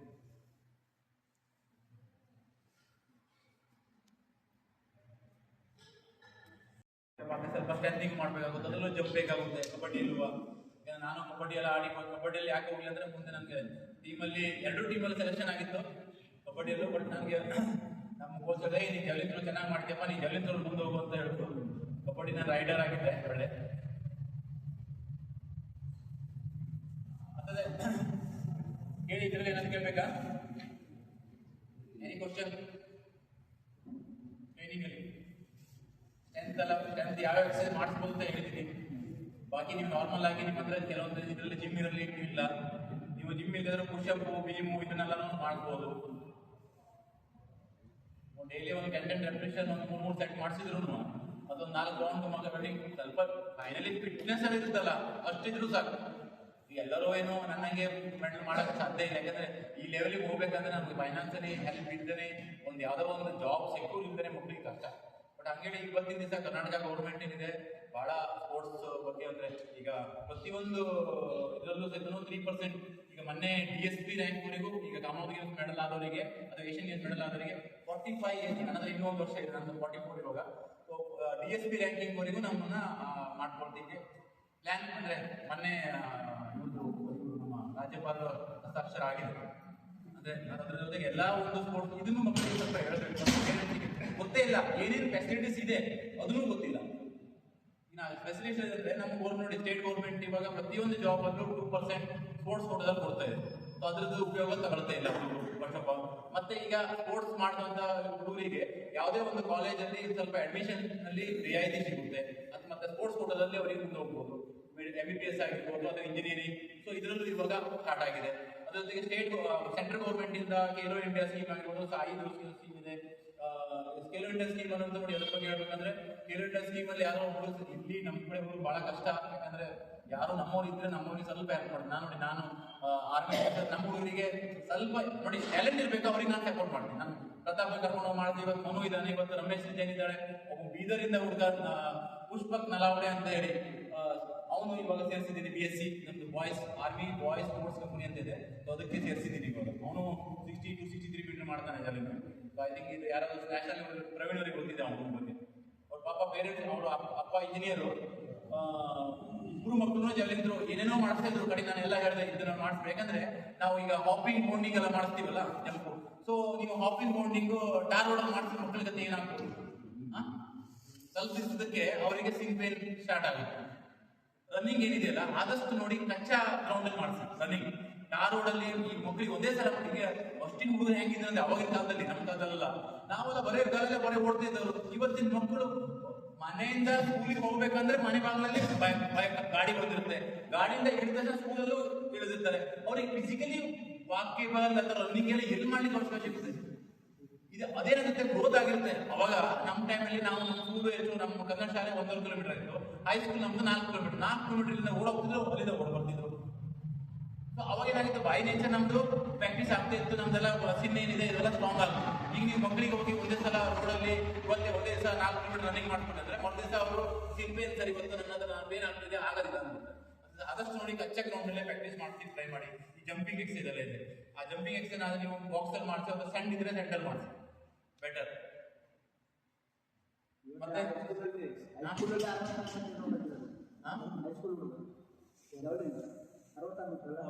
ಯಾರು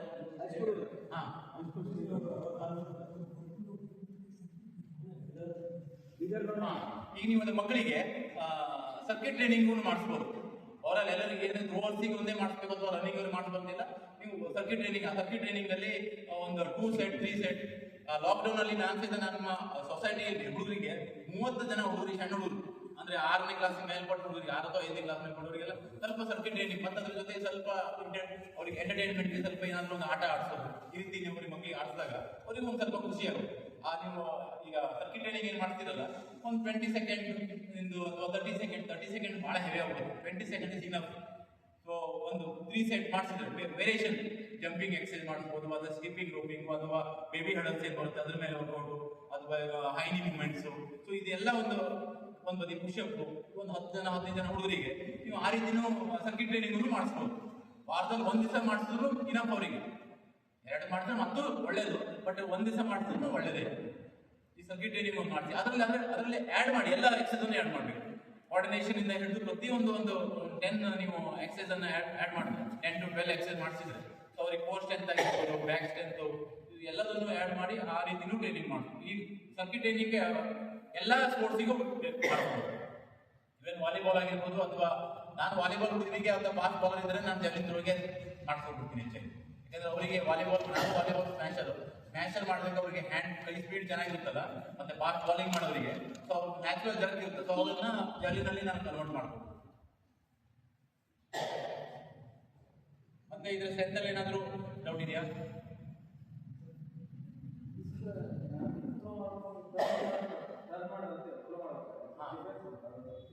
ಅದೇ ನಾವು ಈಗ ಪ್ರಾಕ್ಟೀಸ್ ಯಾವುದೇ ಕಲಿಬೇಕಂದ್ರೆ ಫಸ್ಟ್ ಒಂದೇ ಸಲ ನಾವು ಸ್ಟ್ಯಾಂಡಿಂಗ್ ಅಲ್ಲಿ ಮಾಡಿಸ್ಬೇಕು. ಸ್ಟ್ಯಾಂಡಿಂಗ್ ನಂತರ ಹಾಫ್ ಸರ್ಕಲ್ ಅಲ್ಲಿ ಮಾಡ್ಬೇಕು. ಈಗ ಒಂದು ಸ್ಟ್ಯಾಂಡಿಂಗ್ ಅಲ್ಲಿ ಮಾಡಿದ ನಂತರ ಸ್ಟ್ಯಾಂಡಿಂಗ್ ಅಲ್ಲಿ ಮಾಡಿಸ್ಬೇಕಂದ್ರೆ ಆಮೇಲೆ ಹಾಫ್ ರೌಂಡ್ ಅಲ್ಲಿ ಹಾಫ್ ಅಲ್ಲಿ ಮಾಡಿಸಿ, ಹಾಫ್ ಸರ್ಕಲ್ ಅಂತ ಬರುತ್ತೆ. ಬೇಕಾದ್ರೆ ಕೆಲವೊಂದು ವಿಡಿಯೋಗಳು ಸಿಗುತ್ತೆ ಹಾಫ್ ಸರ್ಕಲ್ ಹೇಗೆ ಅಂತ. ಆಮೇಲೆ ಫುಲ್ ಅಲ್ಲಿ ಮಾಡಿಸಿ. ಬಟ್ ಒಂದು ಹೇಳ್ತೀನಿ, ನೀವು ಮಾಡಿಸ್ಬೇಕಾದ್ರೆ ಎಕ್ಸಾಂಪಲ್, ನಾನು ಈ ಹೈವೇ ಹೊಡಿತೀನಿ, ಕಾರ್ ಹೊಡೆ ಕಲಿತೀನಿ, ಇವ್ರು ಎಕ್ಸ್ಪರ್ಟ್ ಸರ್ 150 ಸ್ಪೀಡಲ್ಲೂ ಹೋಗ್ಬೋದು. ನಾನು 20 ಕಲಿತಿದ್ದು, ನಾನು 150 ಹೋಗ್ಲಿಕ್ಕೆ ಆಗುತ್ತಾ? ಅದು ನಾನು ಏನು ಮಾಡಬೇಕಾಗುತ್ತೆ, ಗಾಡಿನ ಸ್ಲೋ ಹೋಗ್ಬೇಕಾನೆ. ಒಂದು 40-50 ಇದ್ರೆ ನನ್ನ ಸ್ಟೇರಿಂಗ್ ಕಂಟ್ರೋಲ್ ಇರುತ್ತೆ. ಅದಕ್ಕೋಸ್ಕರ ಆ ಸರ್ಕಲ್ ಮಾಡಿಸ್ಬೇಕಾದ್ರೂ ಮಕ್ಕಳಿಗೆ ನೆನ್ಪಿಟ್ಕೊಳ್ಳಿ, ಫಸ್ಟ್ ಆಫ್ ಆಲ್ ಅವರಿಗೆ ಸ್ಲೋ ಮಾಡಲಿಕ್ಕೆ, ಸ್ಲೋ ಅಲ್ಲಿ ಅದನ್ನ ಬ್ಯಾಲೆನ್ಸಿಂಗ್ ಮಾಡ್ಬೇಕು. ಫಸ್ಟ್ ಅವ್ರು ಒಂದೇ ಸಲ ಫಾಸ್ಟ್ ಬಿಟ್ಬಿಟ್ಟು ಡಿಸ್ಟೆನ್ಸ್ ಪಾಸ್ ಮಾಡ್ಲಿಕ್ಕೆ ಹೋಗ್ಬಿಡ್ತಾರೆ. ಫಾಸ್ಟ್ ಮಾಡ್ಲಿಕ್ಕೂ ಇಲ್ಲ, ಸ್ಲೋ. ಎಷ್ಟು ಸ್ಲೋ ಆಗುತ್ತೆ ಫಸ್ಟ್ ಅವರಿಗೆ ಖಾಲಿ ಸರ್ಕಲ್ ಅನ್ನೇ ಮಾಡ್ತೀವಿ, ಡಿಸ್ಕಸ್ ಜೊತೆಗೆ ಖಾಲಿ ಇಟ್ಕೊಂಡು ಮಾಡಿಸಿ ಸ್ಲೋ ಆಗಿ ಮಾಡಿ. ಹಾಫ್ ಫುಲ್ ಮಾಡ್ಬೇಕಂದ್ರೆ ಆದಷ್ಟು ಸ್ಲೋ, ಅಂದ್ರೆ ಸ್ಪೀಡ್ ಅವರು 20 ಎಕ್ಸಾಂಪಲ್ 20 ಸ್ಪೀಡ್ ಇದೆ. ಎಕ್ಸಾಂಪಲ್ ಕಾರ್ ಹೇಳ್ತಂದ್ರೆ 20 ಸ್ಪೀಡ್, ಆಮೇಲೆ 20 to 40, 40 to 50, 50 to 60. ಬೇರೆ ಗ್ರೇವಿಟಿ ಏನಿದೆ ನೀರೇ ಹೋಗ್ರ ಅದನ್ನ ಇಂಪ್ರೂವ್ಮೆಂಟ್ ಮಾಡ್ತಾ ಹೋಗ್ಬೇಕು. ಒಂದೇ ಸಲ ಈ ರನ್ನಪ್ ಜಾವ್ಲಿನ್ ಥ್ರೋದಲ್ಲೂ ಹಾಗೆ ಬಹಳ ಜನ ಏನಾಗುತ್ತೆ, ಸರ್ ನನಗೆ ಕ್ರಾಸಿಂಗ್ ಅಲ್ಲಿ ನಾನು ಚೆನ್ನಾಗಿ ಮಾಡ್ತೀನಿ, ರನ್ವೇಲ್ ಹೋದ್ಕೊಳ್ಳೋ ಆಗೋದೇ ಇಲ್ಲ. ರನ್ವೇಲ್ ಹೋದ್ ಯಾಕಾಗಲ್ಲ, ನಿಮ್ಗೆ ಸ್ಪೀಡ್ ಅಪ್ ಆಗುತ್ತೆ. ನಿಮ್ಗೆ ಆವಾಗ ಸ್ಪೀಡ್ ಅಪ್ ಆಗಿ ನಿಮ್ಮ ಬಾಡಿ ಕಂಟ್ರೋಲ್ ಇರಲಿಲ್ಲ. ಬಾಡಿ ನಿಮ್ಗೆ ಪ್ರಾಪರ್ ಪೊಸಿಷನ್ ಇಲ್ಲಿ ಸಿಗದೆ ಇದ್ರೆ ಅಥವಾ ಇಲ್ಲಿ ಸಿಗದೆ ಇದ್ರೆ ನೀವು ಥ್ರೋ ಮಾಡಿದ್ರಿ ಮುಂಚೆ ಬಾಡಿ ಮುಂದೆ ಹೋಗ್ಬಿಡ್ತು. ಸೊ ವೇಸ್ಟ್, ನೀವು ಮಾಡಿ ಸ್ಪೀಡ್ ಮಾಡಿ ತಗೊಂಡಿದ್ದು ವೇಸ್ಟ್ ಇದೆ, ಅದೆಲ್ಲ ವೇಸ್ಟ್ ಆಗ್ಬಿಡುತ್ತೆ. ಅದಕ್ಕೆ ನಾವು ಯಾವಾಗಲೂ ಕಲಿಬೇಕಾದ್ರೆ ನಮಗೆ ಸ್ಲೋ ಟು ಫಾಸ್ಟ್, ಏನೇ ಮಾಡಿದ್ರು slow to fast. First gear, second gear, 3rd to 6 ಅಲ್ವಾ? ಹಾಗೆ ಲೈಫಲ್ಲಿ ಯಾವುದು ಎಲ್ಲೇ ಹೋಗಿದ್ರು ಸ್ಲೋ ಟು ಫಾಸ್ಟೇ ಕಲಿಸ್ಬೇಕು. ಮತ್ತೆ ಇದರಲ್ಲಿ ಏನಾದರೂ ಅಂದರೆ 1 ಗಂಟೆ ನಾನು ಹೋಗಬೇಕು, ಅಷ್ಟೊಳಗೆ ಇದನ್ನು ಮುಗಿಸ್ಬೇಕಲ್ಲ, ಸ್ವಲ್ಪ ಬೇಗ ಬೇಗ ಮಾಡ್ತೀನಿ. ಥರ್ಡ್ ಒಂದು ಬಂದು ನಾನು ಡಿಸಿಪ್ಲಿನ್ ಬಗ್ಗೆ ಬರ್ತೀನಿ. ನನ್ನ ಸ್ಪೋರ್ಟ್ಸ್ ಲೈಫಲ್ಲಿ ನಾವು ಎಷ್ಟೇ ಹುಡುಗರಿಗೆ ಏನೇ ಕಲಿಸಿದ್ರು, ಎಷ್ಟೇ ಜನ ಕಲಿಸಿದ್ರು, ಮಕ್ಕಳಲ್ಲಿ ಡಿಸಿಪ್ಲಿನ್ ಇಲ್ಲ ಅಂತಂದ್ರೆ ನೀವು ಮಾಡಿದೆಲ್ಲ ನೀರಿನಲ್ಲಿ ಹೋಮಾಗ್ತಾಗಿ. ಎಷ್ಟೇ ನೀವು ಕಲಿಸಿ, ನಾನು ನೋಡಿದ್ದೀನಿ ಈಗ 10 ಲಕ್ಷ ಕೋಚ್ ಎಲ್ಲ ಇಂಡಿಯಾದಲ್ಲಿ ಕಲ್ತು ನೋಡಿದ್ದಾರೆ. ಇಂಡಿಯಾದಲ್ಲಿ ಫಾರಿನ್ ಕೋಚ್ ಬರ್ತಾರೆ, ಆ ಫಾರಿನ್ ಕೋಚಸ್ಗಳಿಗೆ ಓನ್ಲಿ ಸ್ಯಾಲ್ರಿ ಬೇಕಾಗಿರುತ್ತೆ ಹೊರತಾಗಿ ಮಕ್ಕಳು ಪ್ರಾಕ್ಟೀಸ್ ನಂತರ. ನಾನು ಒಬ್ಬ ರಷ್ಯನ್ ಕೋಚ್ ಒಬ್ಬರು ನೋಡಿ, ನಾನು ಯಾವ ರಷ್ಯನ್ ಕೋಚ್ ಆಗಿರಲಿ ಅಥವಾ ಇಂಡಿಯನ್ ಕೋಚ್ ಆಗಿರಲಿ, ನಾನು ಯಾವುದೇ ಒಳ್ಳೆಯವರಿದ್ರೆ ಯಾರು ಬೇಕಾಗಿರ್ಬೋದು, ಆ ರಷ್ಯನ್ ಕೋಚ್ ಡಿಸಿಪ್ಲಿನ್ ನಿಮ್ಗೆ ಹೇಳಿದ್ರೆ ನಮ್ಮ ಆರ್ಮಿಲೂ ಇರಲಿಲ್ಲ. ಅಷ್ಟು ಅವನು ಲಾಂಗ್ ಡಿಸ್ಟೆನ್ಸ್ ಕೋಚ್ ಆಗಿದ್ದ, ರನ್ನಿಂಗ್ 5,000-10,000 ಮೀಟರ್. ಬಟ್ ಅವನಲ್ಲೂ ಕೆಲವೊಂದು ಎಲ್ಲರದ್ದು ಒಂದೊಂದು ಕಮ್ಮಿ ಇದ್ದೇ ಇರುತ್ತೆ. ಸೊ ಅವ್ರದ್ರಲ್ಲಿ ಇರುವಂತಹ ಒಂದು ಪ್ಲಸ್ ಪಾಯಿಂಟ್ ಏನಂತಂದ್ರೆ ಅವ್ರದ್ದು ಯಾವ ರೀತಿ ಡಿಸಿಪ್ಲಿನ್ ಇದೆ. ಮಾರ್ನಿಂಗ್ ಸ್ಟಾರ್ಟ್ ಮಾಡ್ದಂದ್ರೆ ಮಾರ್ನಿಂಗ್ ಪ್ರಾಕ್ಟೀಸ್ ಟೈಮ್ 6 ಗಂಟೆ ಅಂದ್ರೆ 6ಗಿಂತ 10 ನಿಮಿಷ ಮುಂಚಿತವಾಗಿ ಗ್ರೌಂಡಲ್ಲಿ ಮಕ್ಕಳು ಇರಬೇಕು, ಆಯ್ತಾ. ಒಂದು ಲೇಟ್ ಬಂದಂದ್ರೆ ಅವತ್ತಿನ ಪ್ರಾಕ್ಟೀಸ್ ಇಲ್ವೇ ಇಲ್ಲ, ಯಾರಿಗೂ ಇಲ್ಲ. ನೋಡಿ ಎಂತ ಡಿಸಿಪ್ಲಿನ್ ಹೇಳಿ. ನಮ್ಮ ಆರ್ಮಿನೂ ಹಂಗೆ ಮಾಡೋದು. ನಮ್ಮ ಆರ್ಮಿ ಏನ್ ಮಾಡ್ತಾನೆ, ಅವ್ನು ಪನಿಷ್ಮೆಂಟ್ ಕೊಡ್ತಾರೆ. ಅವ್ನು ಪನಿಷ್ಮೆಂಟ್ ಇಲ್ಲವಲ್ಲ, ಇವತ್ತು ಪ್ರಾಕ್ಟೀಸ್ ಇಲ್ಲ, ಕುತ್ಕೊಳ್ರಿ ಅಂತಿದ್ದ, 1 ತಾಸು ಕುತ್ಕೊಳ್ರಿ, ಆಮೇಲೆ ಹೋಗ್ರಿ ಗ್ರೌಂಡ್ ರೂಮಿಗೆ ಹೋಗ್ರಿ, ಆಮೇಲೆ ತಿಂದು ಮಲಗ್ರಿ, ಆಮೇಲೆ ಸಾಯಂಕಾಲ ಬರ್ರಿ, ಮತ್ತೆ ಸೇಮ್ ಟೈಮ್ ಬನ್ನಿ ಕುತ್ಕೊಳ್ಳಿ ಹೋಗ್ರಿ. ನೋಡಿ ಯಾವ ರೀತಿ ಡಿಸಿಪ್ಲಿನ್ ಹೇಳಿ. ಫಸ್ಟ್ ಆಫ್ ಆಲ್, ಆಮೇಲೆ ಗ್ರೌಂಡಿಗೆ ಬಂದ ತಕ್ಷಣ ಬ್ಯಾಗಲ್ಲಿ ನೀರ್ ಬಾಟಲ್, ಟವಲ್, ಕ್ಯಾಪ್, ಅಂದ್ರೆ ಆಸ್ ಪರ್ ಇವೆಂಟ್ ಹೇಳ್ತಾ ಇದ್ದೀನಿ ನಾನು. ನೀರ್ ಬಾಟಲ್ಲು, ಟವಲ್ ಎಲ್ಲಾ ಸ್ಪೋರ್ಟ್ಸ್ ಮೆನ್ಗಳಿಗೂ ಬೇಕೇ ಬೇಕು. ಅದೆಲ್ಲ ನೋಡ್ತಿದ್ದ, ಕ್ಯಾಪ್ ಬೇಕಿತ್ತು. ಆಮೇಲೆ ಪ್ರಾಕ್ಟೀಸ್ ಆದ ನಂತರ ಯಾರಿಗೆ ತಿಂಡಿ ತಿನ್ನಕ್ಕೆ ಹೋಗ್ತಿರಲ್ಲ, ತಿಂಡಿ ತಿನ್ನಕ್ಕೆ ಹೋಗೋದು ಮುಂಚೆ ಅಕಸ್ಮಾತ್ ಗ್ರೌಂಡಲ್ಲೂ ಯಾವ ರೀತಿ ಅಂದ್ರೆ, ಗ್ರೌಂಡಲ್ಲಿ ಪ್ರಾಕ್ಟೀಸ್ ಮಾಡೋ ಟೈಮಿಗೆ ಈಗ ನನ್ನ ಪರಿಚಯದ ಒಬ್ಬರಿಗೂ ಸಿಕ್ಕಿದ್ರು ಅಂತೇಳಿ ನಾನು ಮಾತಾಡ್ದಂದ್ರೆ ನನಗೆ 4 ರೌಂಡ್ ಎಕ್ಸ್ಟ್ರಾ. ಆ ಹುಡುಗರು ನಮ್ಮ ಪರಿಚಯ ಇದ್ರು ಯಾರು ಸಹ ನಮ್ಮ ಹತ್ರ ಮಾತಾಡ್ತಿರಲಿಲ್ಲ. ಯಾಕೆ ಮಾತಾಡ್ತಿರ್ಲಿಲ್ಲ ಯಾರು ಹೇಳ್ತೀರಾ? ನಮ್ಮ ಮೈಂಡ್ ಏನಿದೆಯಲ್ಲ ಅದು ಡೈವರ್ಟ್ ಆಗ್ಲಿಕ್ಕಿಲ್ಲ. ನಾನು ಇವತ್ತು ಈ ಬುಕ್ ಓದ್ತಿದ್ದೀನಿ ಅಂದ್ರೆ, ಈಗ ಬುಕ್ ಈ ಒಂದು ಸ್ಟೋರಿ ಇದೆ, ರಾಜನ್ ಏನೋ ಒಂದು ಸ್ಟೋರಿ. ಸೊ ಆ ಸ್ಟೋರಿ ಓದ್ತಾ ಇರ್ಬೇಕಾದ್ರೆ ನಾನು ಇಲ್ಲಿ ಓದ್ತಾ ಇದ್ದೀನಿ, ಸರಿ ಬಂದು ಇಲ್ಲೊಬ್ರು ಪಕ್ಕ ನಿಂದು ಪೆನ್ ಕೊಡು ಅಂತ, ನಾನು ಪೆನ್ ಕೊಡು, ಮತ್ತೆ ಸ್ವಲ್ಪ ಶುರು ಮಾಡಿದೆ, ಮತ್ತೆ ನಿನ್ ಮೊಬೈಲ್ ಕೊಡು.